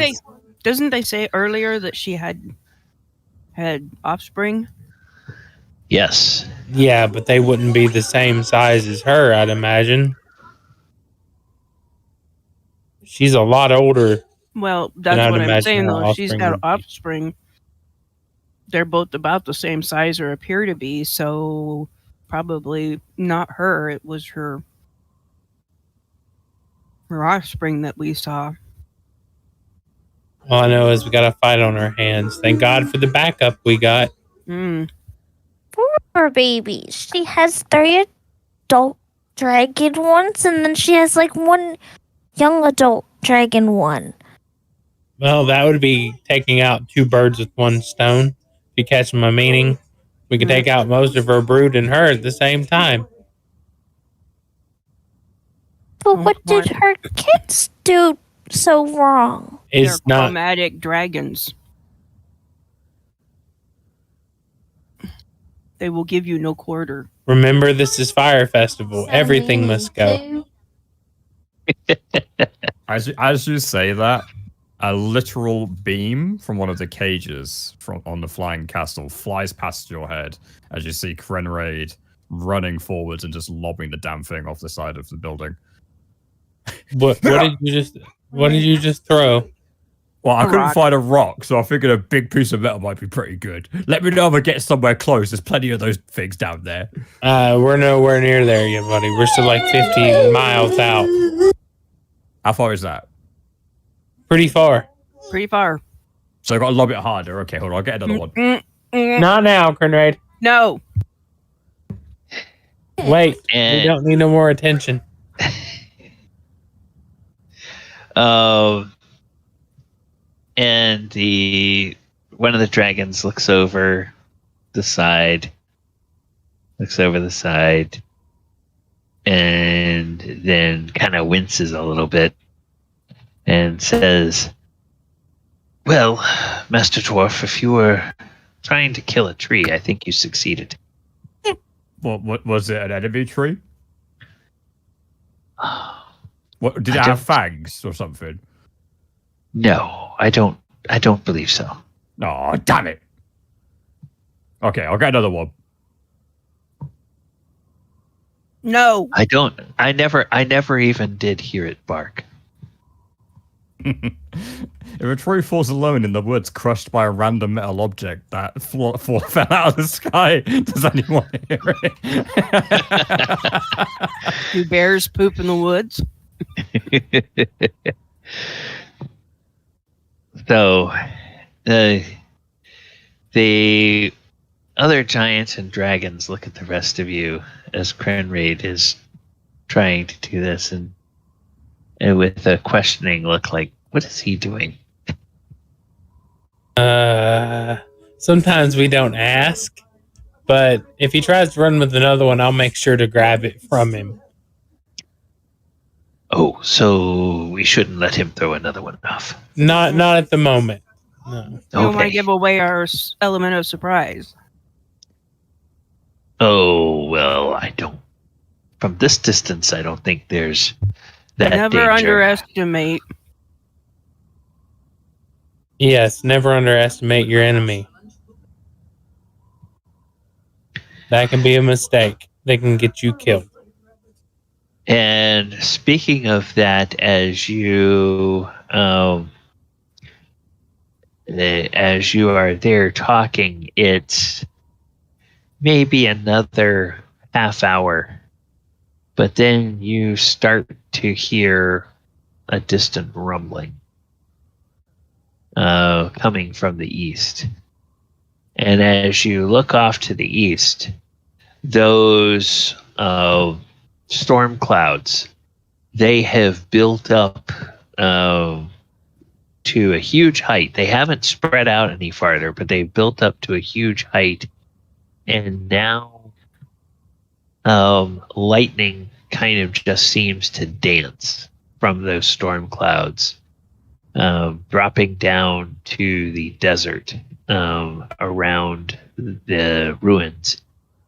And gradually, as the lightning continues to hit the ground in different places, kind of this, almost like this veil of sand kind of rises up, and now the whole ruin that you were looking at, the whole ruins that you were looking at before, they're kind of obscured from view by the stormy clouds above this area.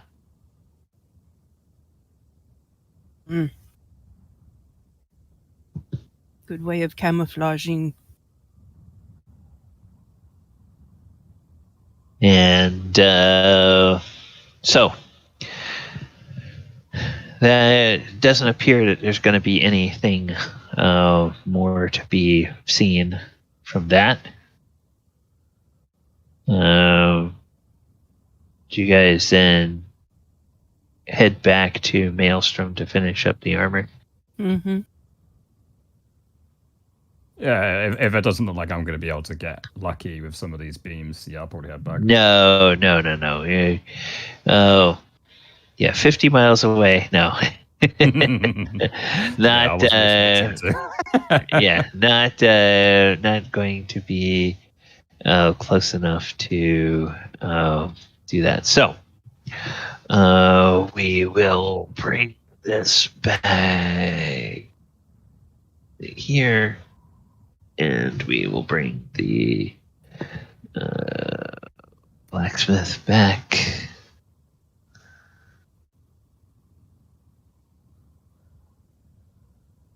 All right. So, back in the forge at Maelstrom, the work on the Scepter comes close to being concluded, and the fire giants are putting the finishing touches on the armor, and they are just about ready for Falazure's final fitting. And say that 3 times fast. as you guys get close to the end of your work, Krenraid, describe for everybody the what the final scepter looks like that you have created for the dragon's throne. So the scepter has a pommel on it, which is 3 colors of the dragons that assisted us in this original campaign. It has, I believe, bronze, copper, and gold, I believe. Okay. Yes. Yeah, that's it. Bronze, copper, and gold. Then it has the scepter. The scepter itself is made out of mithril and has a filigree inside of it that looks like flowing parts of like a river of gold flowing upwards that then from the very base of the pommel connect to the talons, which are on the very top of the scepter. These talons each have fingernails or claws that have the same color as it has the pommels on the bottom, representing the age that these dragons have given us. And each gold line connects to one of these claws. These claws are then 3-pronged, 3 claws holding up this pearl, which is seated in the middle of it with silver and lapis glue, which is basically melted down silver with lapis jewels, which Krenraid had on his person. There's no other reason, it's just that's the ones he had. And he then crunched those down and mixed them together inside of a viscous paste. So that would be some fat from some food or something they got from the ogres to essentially lodge the pearl inside of it. And once that was done, he then created some little tiny, very, very small pins that go on the inside that hold the pearl in place. So even if you wiggle this thing around a lot or even whack something with it, which, sometimes you might need to do, the pearl isn't going to come loose right away. It's going to stay where it is. So this is beautifully ornate scepter, which is basically a dragon's claw clasping a pearl. Wonderful. Nice. Well, Paul, if Krenraid does not have DM inspiration, go ahead and give him DM inspiration. I do. I would like to donate it to somebody if someone does not, if that's okay. Okay. Who does not have DM inspiration? I feel like Tac, if he doesn't already have it, because he did help a lot with the creating of the scepter. And it's the do not have it. Same reason for I believe I donated mine last time Falazure. Okay, all right. So go ahead and put DM inspiration on your character sheet. Thank you. All right, and Falazure. The fire giants, they look at this, they look at the scepter and they go, "Oh, that's incredible detail work there. It's amazing. But wait until you see this finished armor. Falazure, please step forward." And as you step up, they have like a big sheet or a blanket draped over like one of those armor holders, like an armor stand.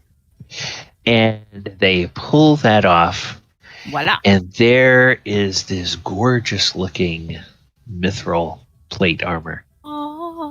It almost it captures the essence of what you wanted it to look like. And whether it was one of your friends or whether it was another artisan that the fire giants knew, the little intricate etching and design on this armor is just exactly what you wanted. Wow. So tell everybody what this armor looks like. Oh, That you would want to stride into battle wearing.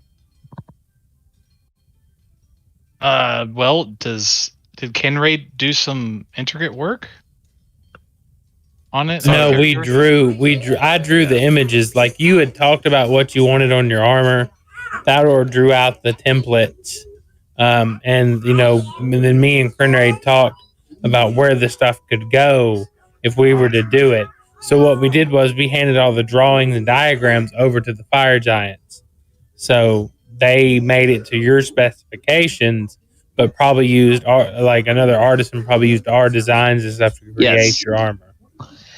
Yeah. So then maybe the question is, we'll split this up into two.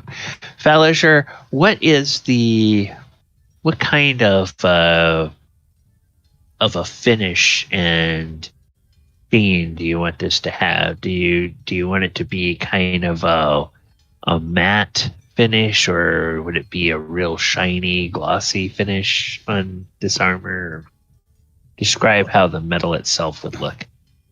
Hard to say. I mean, that's up to you. It's what you would think Falazure would want to wear. Yeah, at the end of the day, you are the one wearing it. We did have a very brief discussion, but that was many months ago. I think the shoulders and everything else, had things we mainly talked about symbology, like having a helm. Do you remember the gauntlets would have jewels inside of the knuckles, right? It's representing an aspect of helm, things like that, right? Yeah, I posted a link that sort of gives a good representation. I'm trying to remember what we talked about as far as the symbology. Forgive me. Well, we had helm mark on there. That was one thing we wanted on there. We were talking about wings, 2 dragon wings. Rusty talked about your horse, and just some extra filigree and maybe your lute and some music notes and different things that would suit Falazure. Okay. Yep, I like it. Oh, and hot sauce. I think Krenraid brought up the hot sauce. I mean, that was more of a joke. Somewhere on the elbow or on the shoulder, somewhere you see a bottle of hot sauce or a pepper. I was thinking somewhere out of the way that hopefully he wouldn't notice until after he put it on. When he's on his ass plate. What is this thing? It's kind of like when he's standing there. It would be on the side of the armor that his arm would cover up, but then when he raises his arm up or as he's fighting or something, you might see it there. I was thinking the side of the hip or something, on the back side, so you'd have to really look for it. But that was more of a joke, honestly. I feel like that's I think this is really a special piece of armor for Falazure as a character. So mostly I think it should be your inspiration here. I mean, I could go on about the stuff that we did talk about, but what do you want? I think is more important. I was just thinking, because you know how sometimes metal armor, it might have a I guess matte is not the word I was looking for. It's more kind of a burnished look where you can tell it's very fine metal, but it has kind of a dull and not shiny finish. And then in other other metals, it would be just like polished until it shines. And so I was just trying to figure out. You kind of would, right? Yeah. I was just trying to figure out what would be more of Falazure's preference.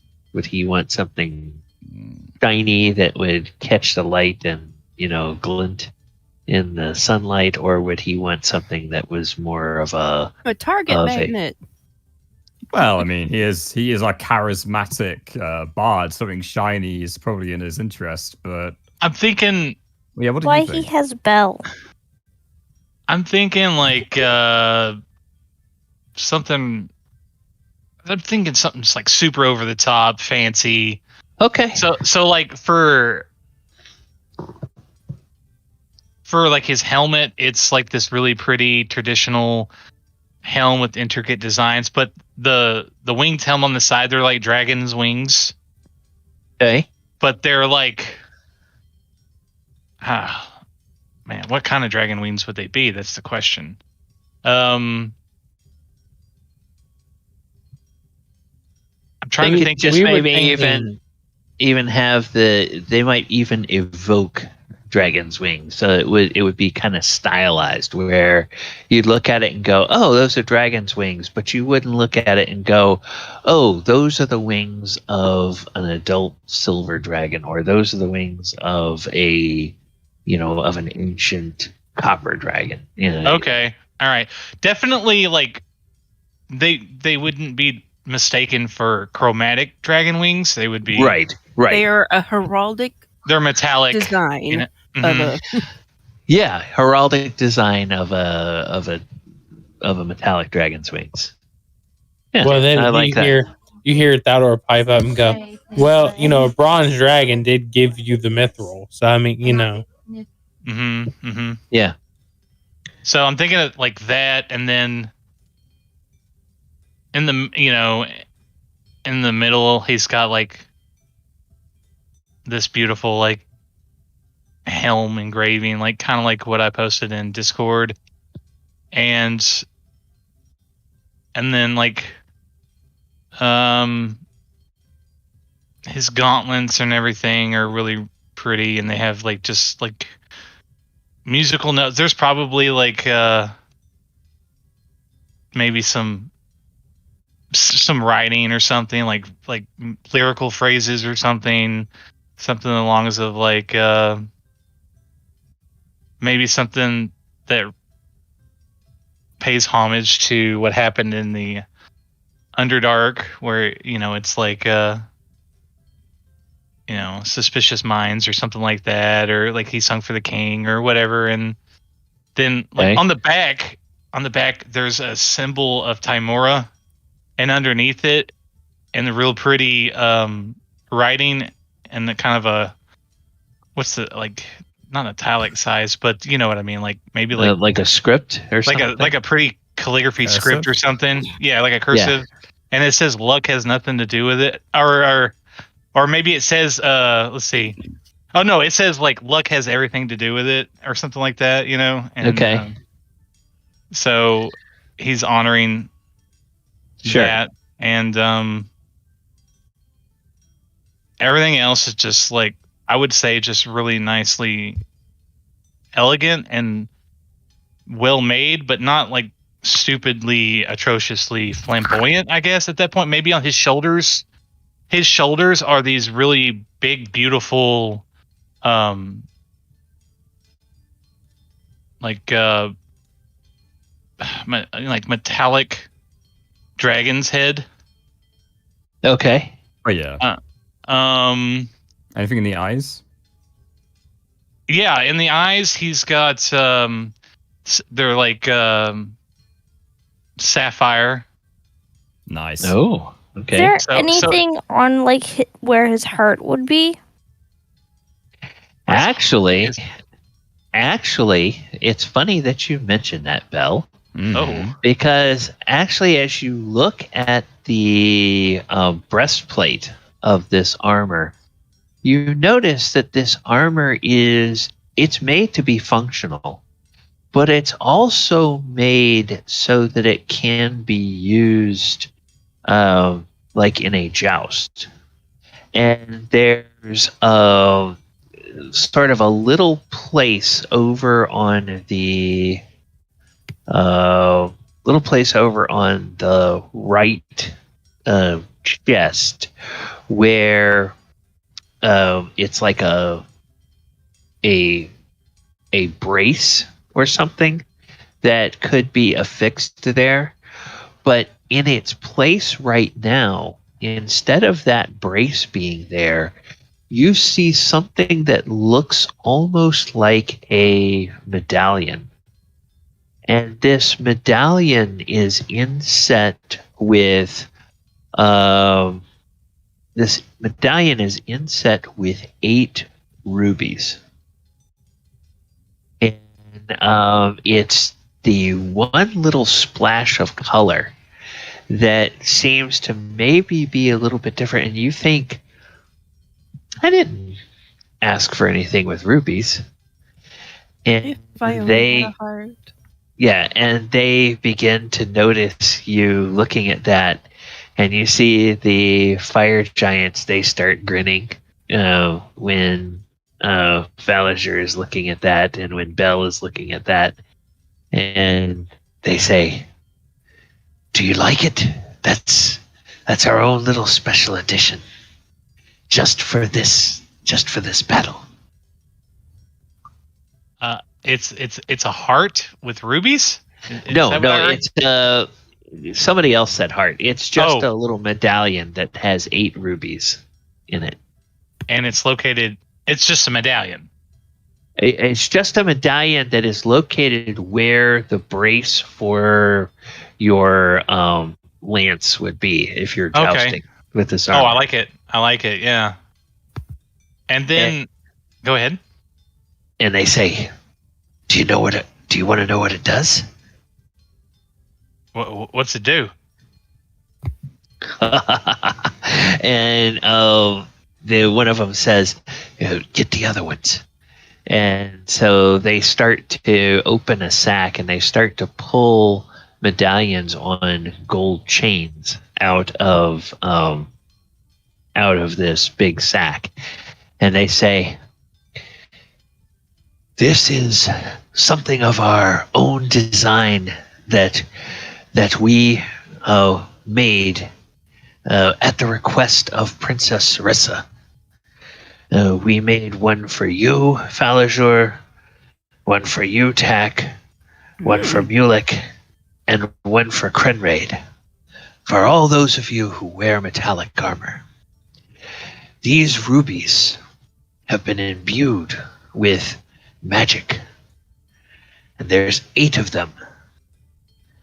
And as long as you wear these rubies, the first 8 times that you are struck by lightning, you will have resistance to the lightning damage. Oh, that's very fancy. Thaldohr is impressed. He's sitting there shaking his head, looking up at the giants. And in giant, he says, "I'm impressed." That's a... Tac will give them a I hope you're not bribing this competition's judges, eh? A deep bow of appreciation. Oh, well, it was... You should thank the princess. It was her idea. But it makes sense. Now, the rubies will look beautiful until you go into battle. But every time you are struck by lightning, one of the rubies will shatter. Oh. And it can't be replaced. So after it's protected you for 8 strikes of lightning, it will no longer be protected. And you can take that off. And here, one of them hands you a little disc that has kind of a threaded nub on the back of it. And it's like, as soon as as soon as all of the rubies are shattered, you just unscrew that medallion, take it off, and put this cap over it, and that will protect that place until you need to install the brace for jousting. So. Wow. Very nice. Yeah, and he gives you another little pouch that has a jousting brace that also has that little threaded back end on it. So it just attaches on that piece of the breastplate, basically. So you've got 3 interchangeable pieces there.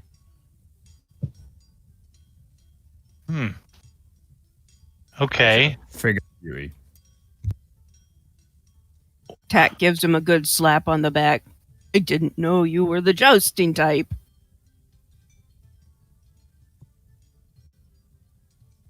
I'll kind of get a little bit overprotected from Falazure, and she'll kind of like flare her tail up and just stare. And Tac just turns and looks at her and gives her a grin. Oh, settle down, little kitty cat. Settle down. It's all meant in good fun. Oh, Thaldohr looks over at Tac and goes, "You shouldn't have called her a kitty cat." Hey, I've been called a lot of things. So I'm used to being called worse things than kitty cat. Well, that's fair, Tac. I'll kind of like go on like Falazure's shoulders and just swat Tac. Tac just kind of stands there like, yeah, so? And she misses. He walks by, gives her a pat on the head. Pat, pat, pat. Let's say he is tall. He can reach over Falazure. Mm-hmm. So Falazure's got this like this kind of this blue and like this mithril theme, but on his knuckles, on the gauntlets, they're all like different colors. One knuckle is a brass, and it has a depiction of a brass dragon's face on it. And then the next one's a bronze, the same thing, copper, and then gold and silver. And that's like, on his right arm, and then like on his left, he's got kind of like the same kind of thing. So it's just like matching gauntlets, but on his boots, he's got the image of like Rusty, his horse that he hasn't seen in forever. So this majestic, like his family's like kind of his family's legacy, the breed of the horse. So it's on his boots. It's engraved. He's got bucket. Sorry. Yeah. And then he's got let's see.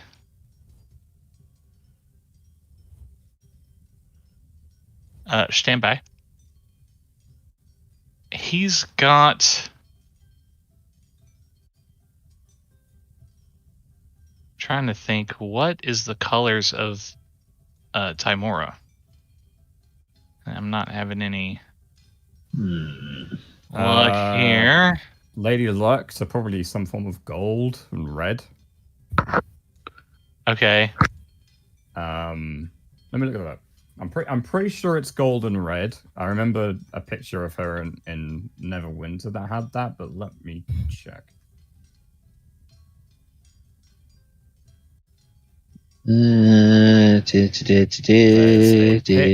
kind of like a favorite colors are blue and silver.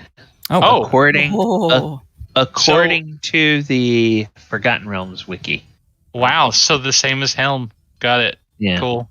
Perfect. So, yep, it is. Wow.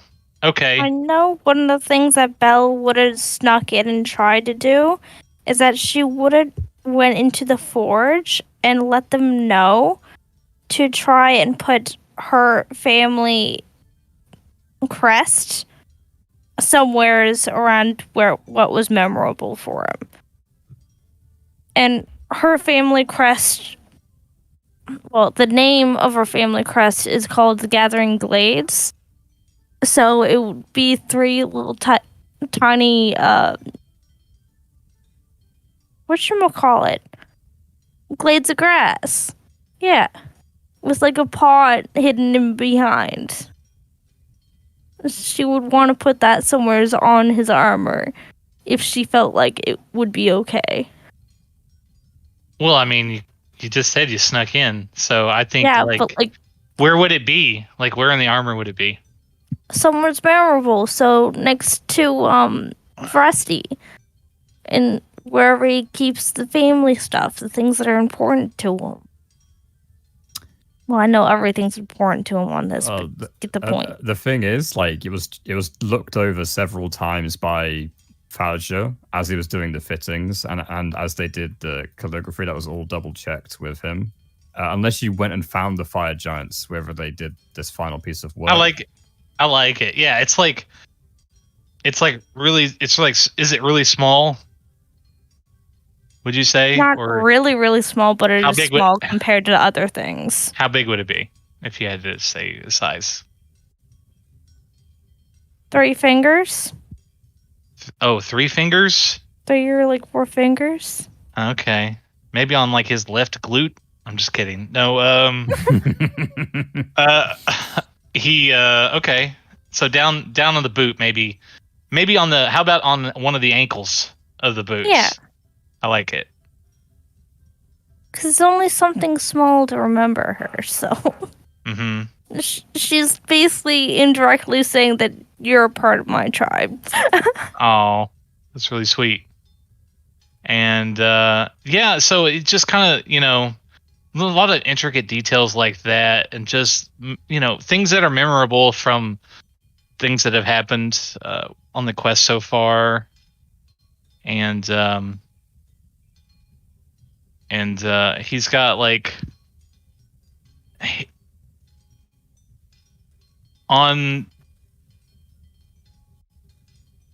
let's see. So it has a helm symbol in the chest, and then probably you said there's a medallion that's going over the class over the heart. You said with rubies. That's correct, right? Yeah, kind of. If you that armor that you posted, if you take a look kind of up near his shoulder, just sort of where that little round disc is, that's kind of where it would be. It's right there, sort of in that area on the right side. So it's kind of where he might, in the same place that he would have a brace. So when he's like bracing a lance, he's jousting. Okay.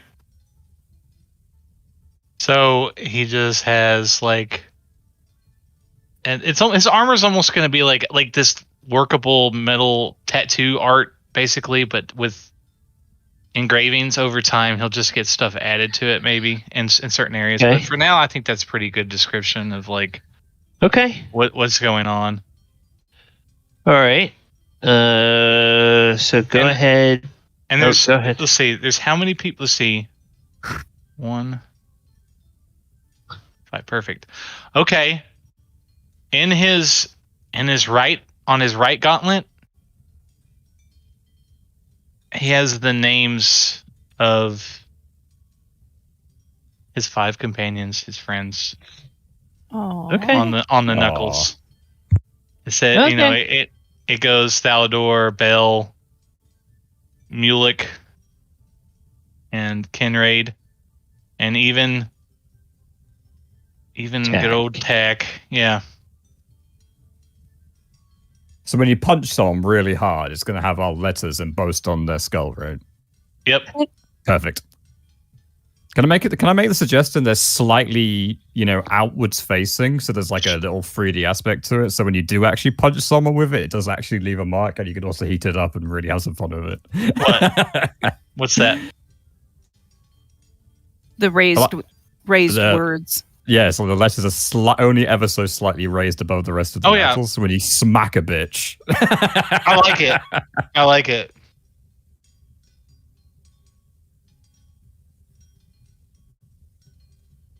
Thanks, Callie, for all the ideas. I appreciate it. Yeah. Okay.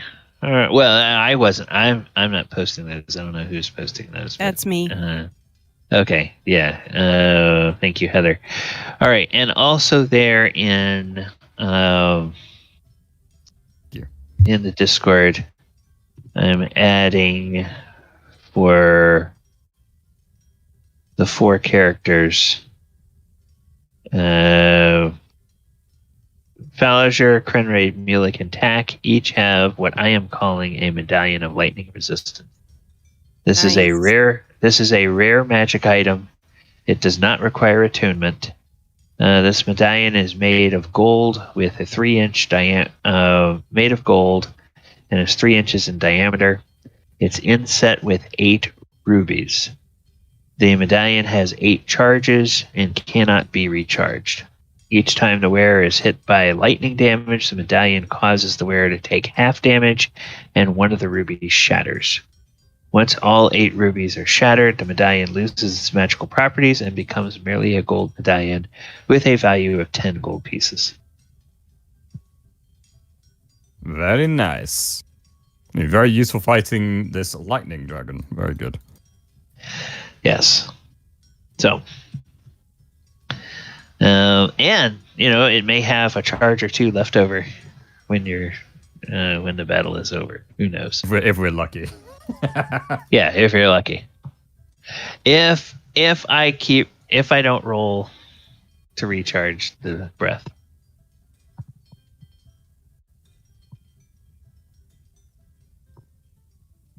All right. So there's a lot of dragons, so there's a lot of possibility. Yeah. So who's judging this contest?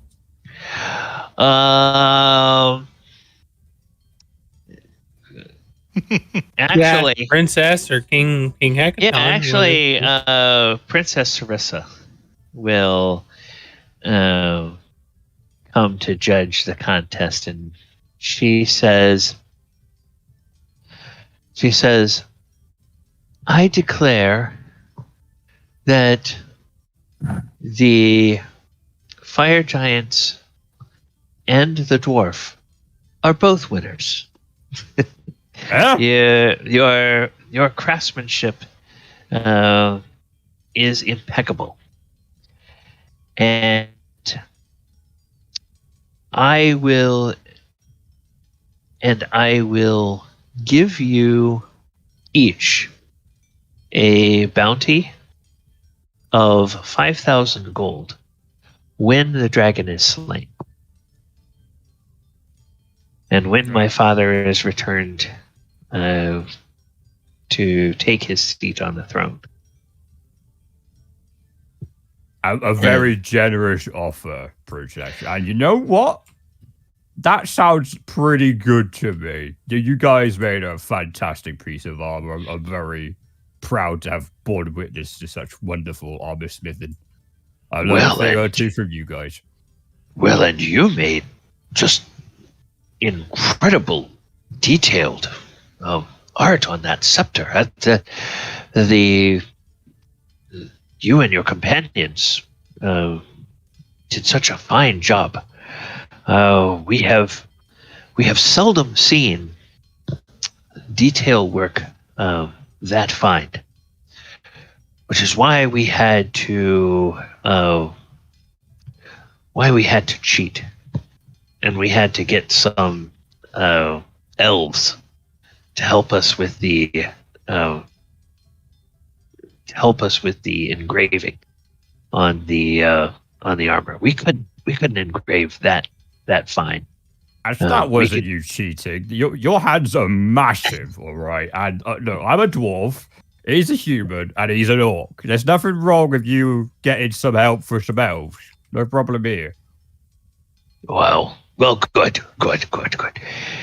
And we're glad that you were able to learn some techniques from us, and I think we will be able to. We may have to reach out to a dwarven holdfast and see if maybe there's some things we can make together. That is a great idea. There's some guys I know that would absolutely love to work with you guys, and I guarantee you they could teach you boys a few things as well. Some more joint projects like this are what keep us craftsmen going, I think.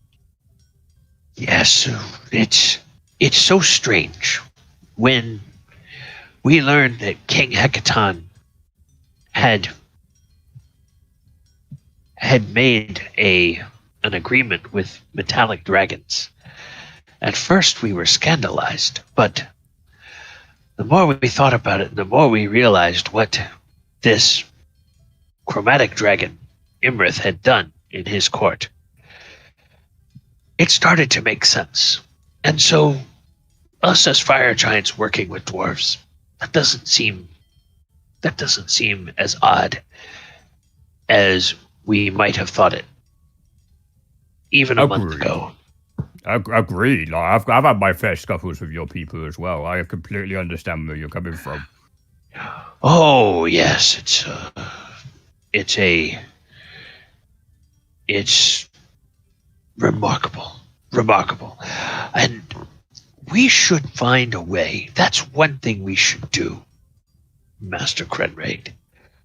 We should find a way to create an arena where dwarves and fire giants can safely wrestle each other. I don't know how that would be possible, but it would be so much fun. That does just sound have fun. A good old-fashioned wrestling match. That sounds like great fun. I don't know what we could call it. Pipsqueaks and Giant. I don't know. I've got money on Krenraid. That could be great fun, you know.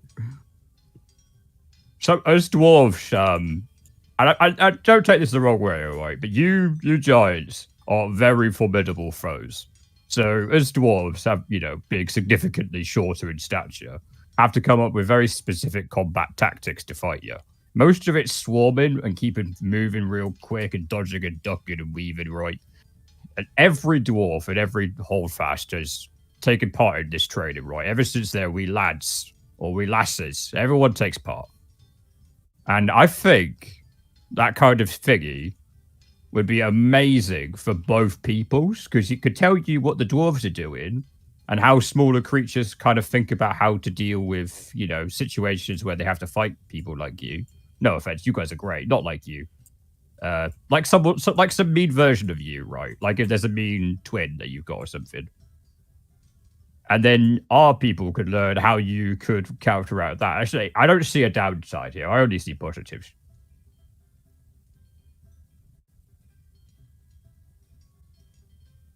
This is a great idea. I don't know what to call it, though. Well, that's because we haven't had enough beer. We don't know what to call it. Yeah, this is why we get along. We will have some ale and think on this. All right. So we have just a few minutes left in the session.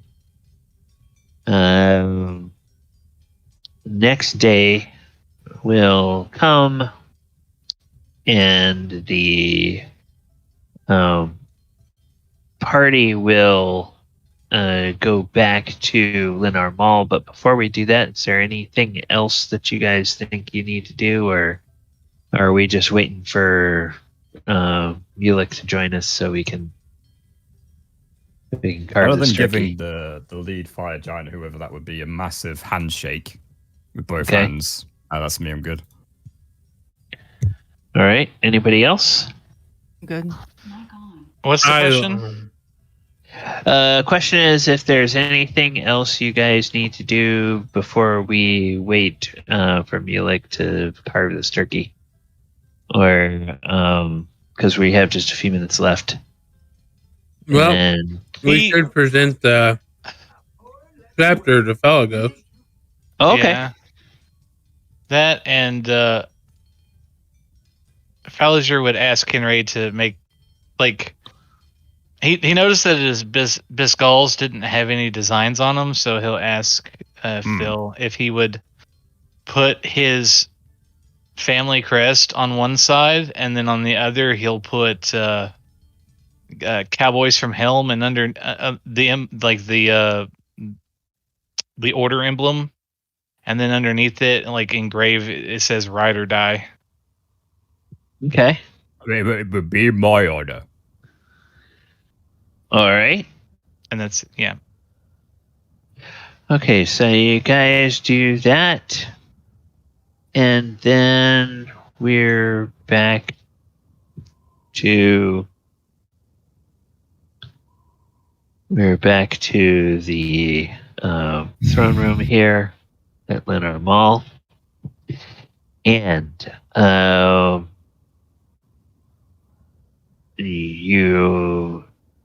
all of the giants and the dragons are there when Krenraid and Thaldohr and Falazure and everyone else are ready to present this scepter.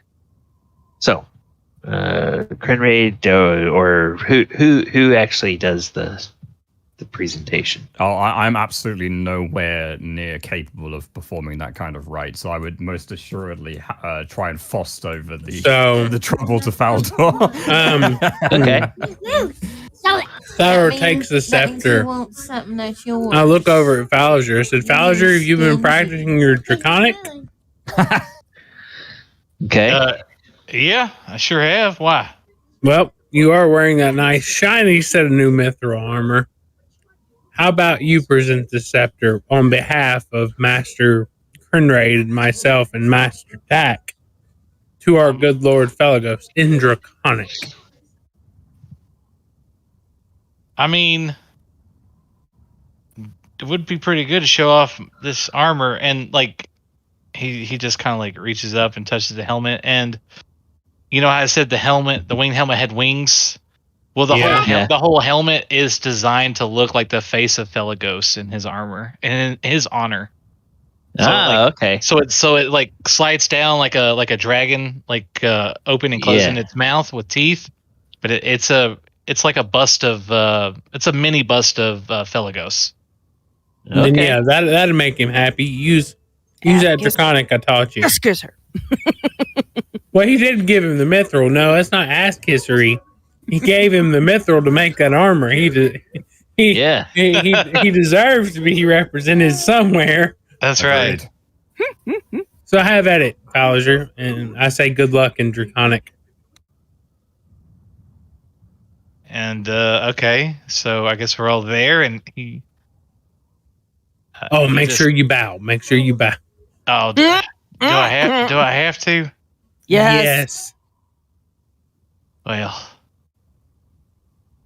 even before I had this armor, my knees didn't bend too well. Well, do you best. Wait a minute, it's mithril. Those figs, so it spids. It was a metaphor, Krenraid. Oh, sorry. Bella will smile and then jump on the back of his legs where her knee crevices are to make him fall on his knees. We didn't have to do that. Not like hard, but to see them bend and him trip.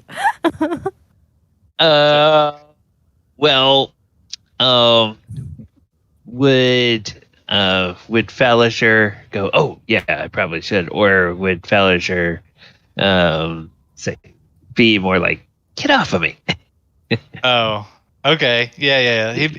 He probably wouldn't like shoo her off. He'd be like, I'll bail.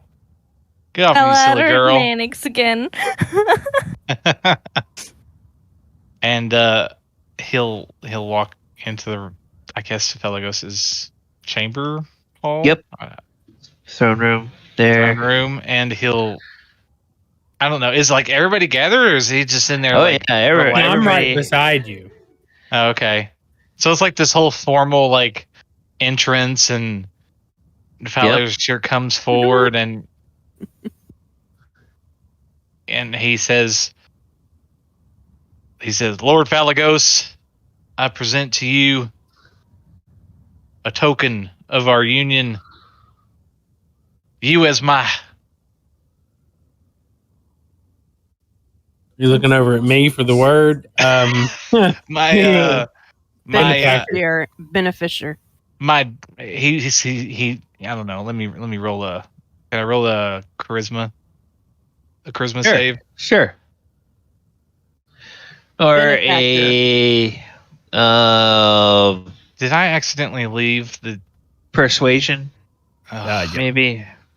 Oh yeah. Okay.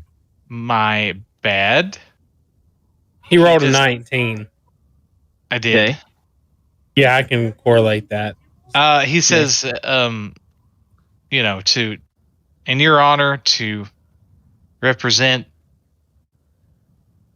the new the new alliance between cloud giants and giants alike and metallic dragons, and as my friend. And he just kneels and kind of reaches out and holds the scepter. And Felgolos will... You said all that in Draconic, right? Yep. All right, good man. Felgolos will lean forward and will look and will reach out a claw and delicately will take the scepter from Falazure's hand, and he'll bring it up close and he'll look at it and he'll say, "Ooh, this is fine work. And everybody can... let's see, what are we dealing with for passives? We've got 19s and 20s. Yeah, okay. You guys don't need to roll your perception. You see that you see a grin grow on Felgolos' face. And it's kind of, and his eyes kind of dilate a little bit. Those vertical pupils do. And, he is for all the world, as he's looking at this, he's for all the world just the picture of a greedy dragon looking at a piece of his treasure. And he says, "Oh, this is wonderful work. Oh, and you all worked on this together." In Draconic, I respond, "I, Lord Felgolos, that'd be me. Mulek had a little hand in it, but me, Master Krenraid, Master Tac." "Oh, well, wonderful. And I'm sure that Bell and Falazure, they lent their artistic expertise." "Oh, yes, of course. "Yes. Oh, this is marvelous. You have fulfilled your promise to me, and we are in accord.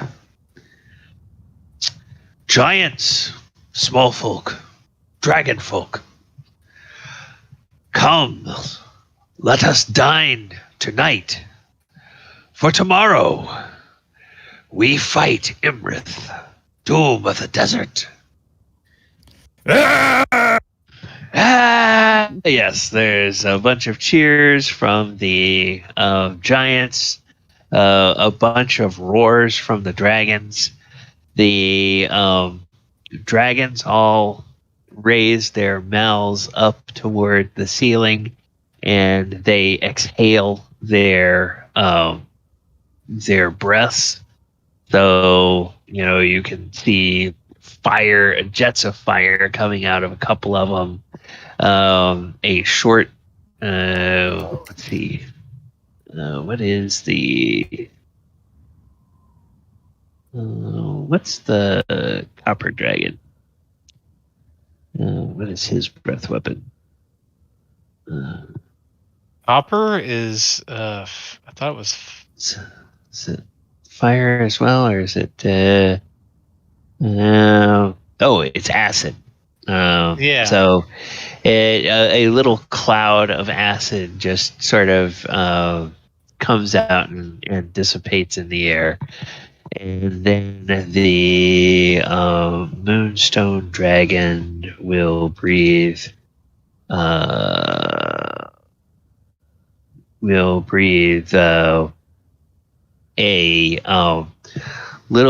A short little beam of moonlight out of its mouth, and so the giants all kind of look at that, and then King Hecaton holds out his hands, and he just sort of dances lightning bolts between his fingers,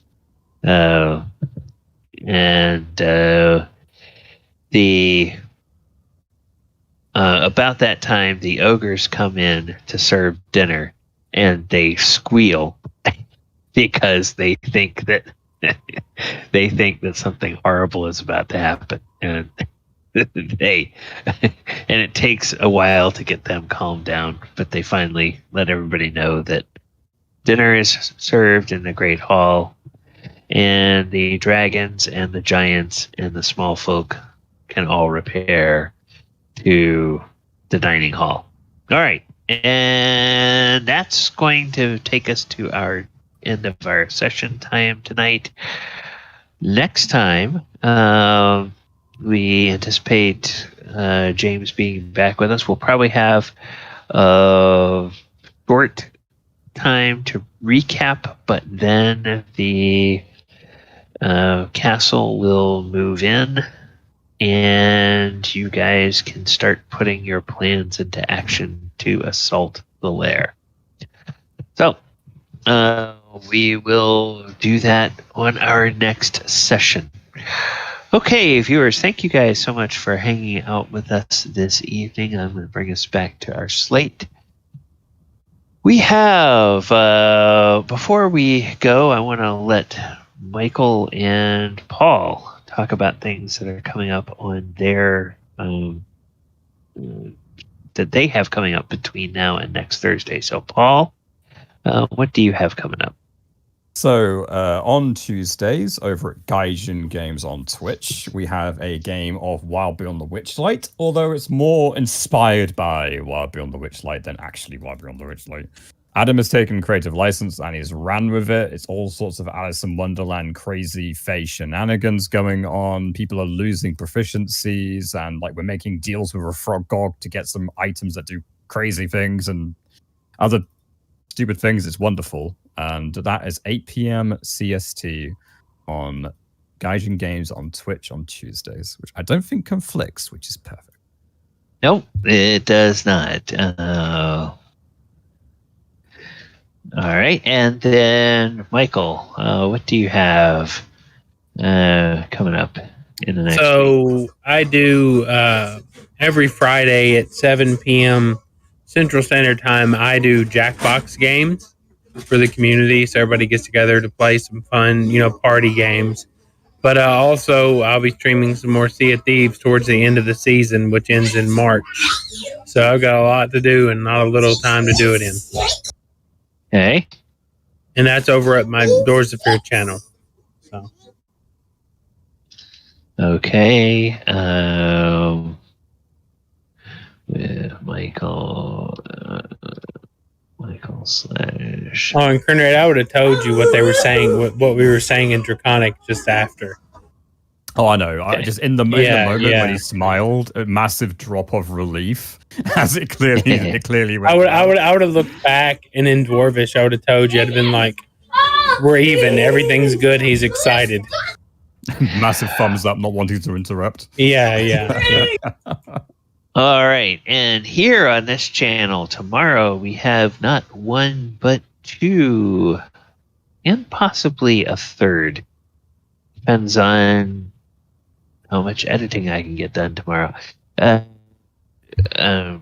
Lore Friday premieres. We'll be here. We are doing Lore Friday on the constituent adventures that make up the Out of the Abyss campaign.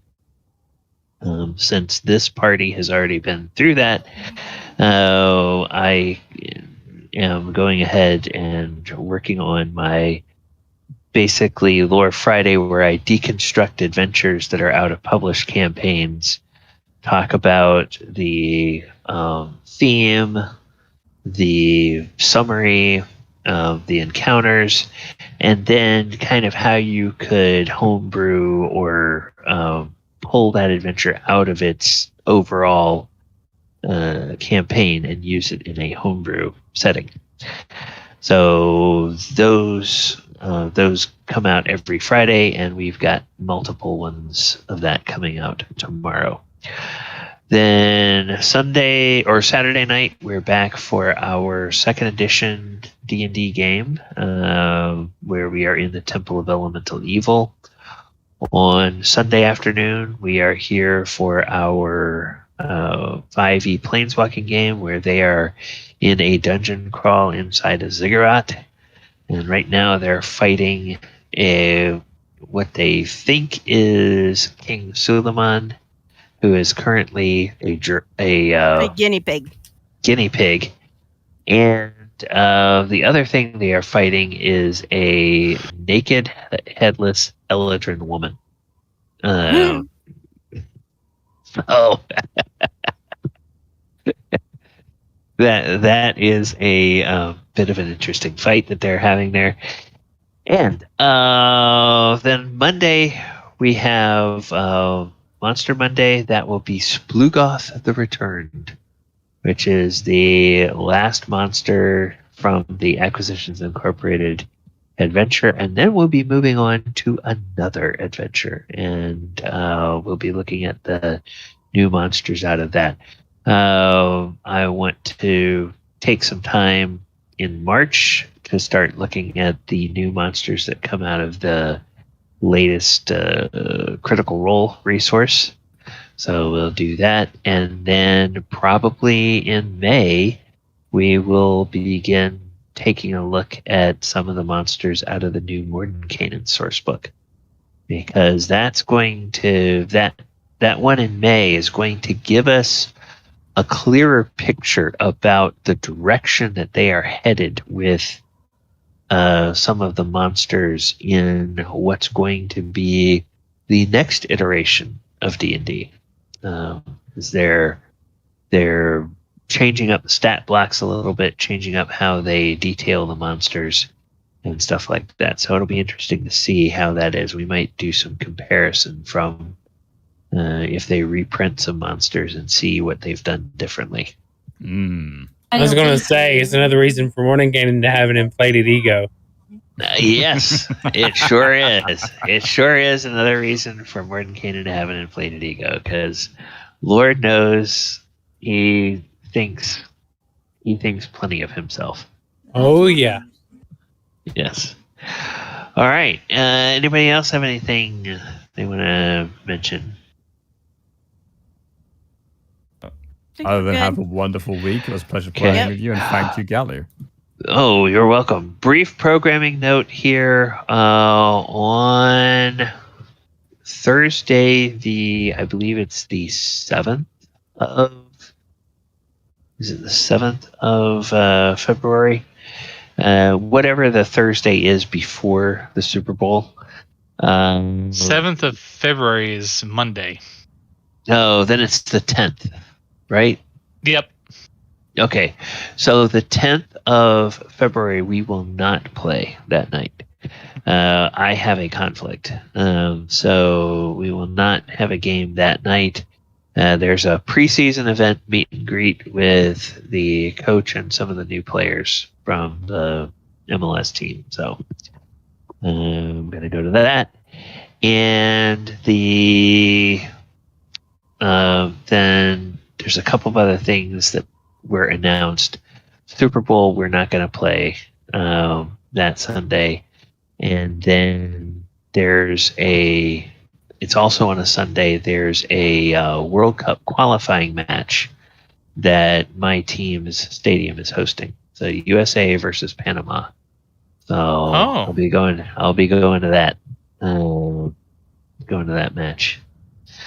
So yeah, fun. But unfortunately, they schedule these things on Thursdays and Saturdays and Sundays, so it impacts my schedule for D&D. All right, everyone. Take care. Have a wonderful week.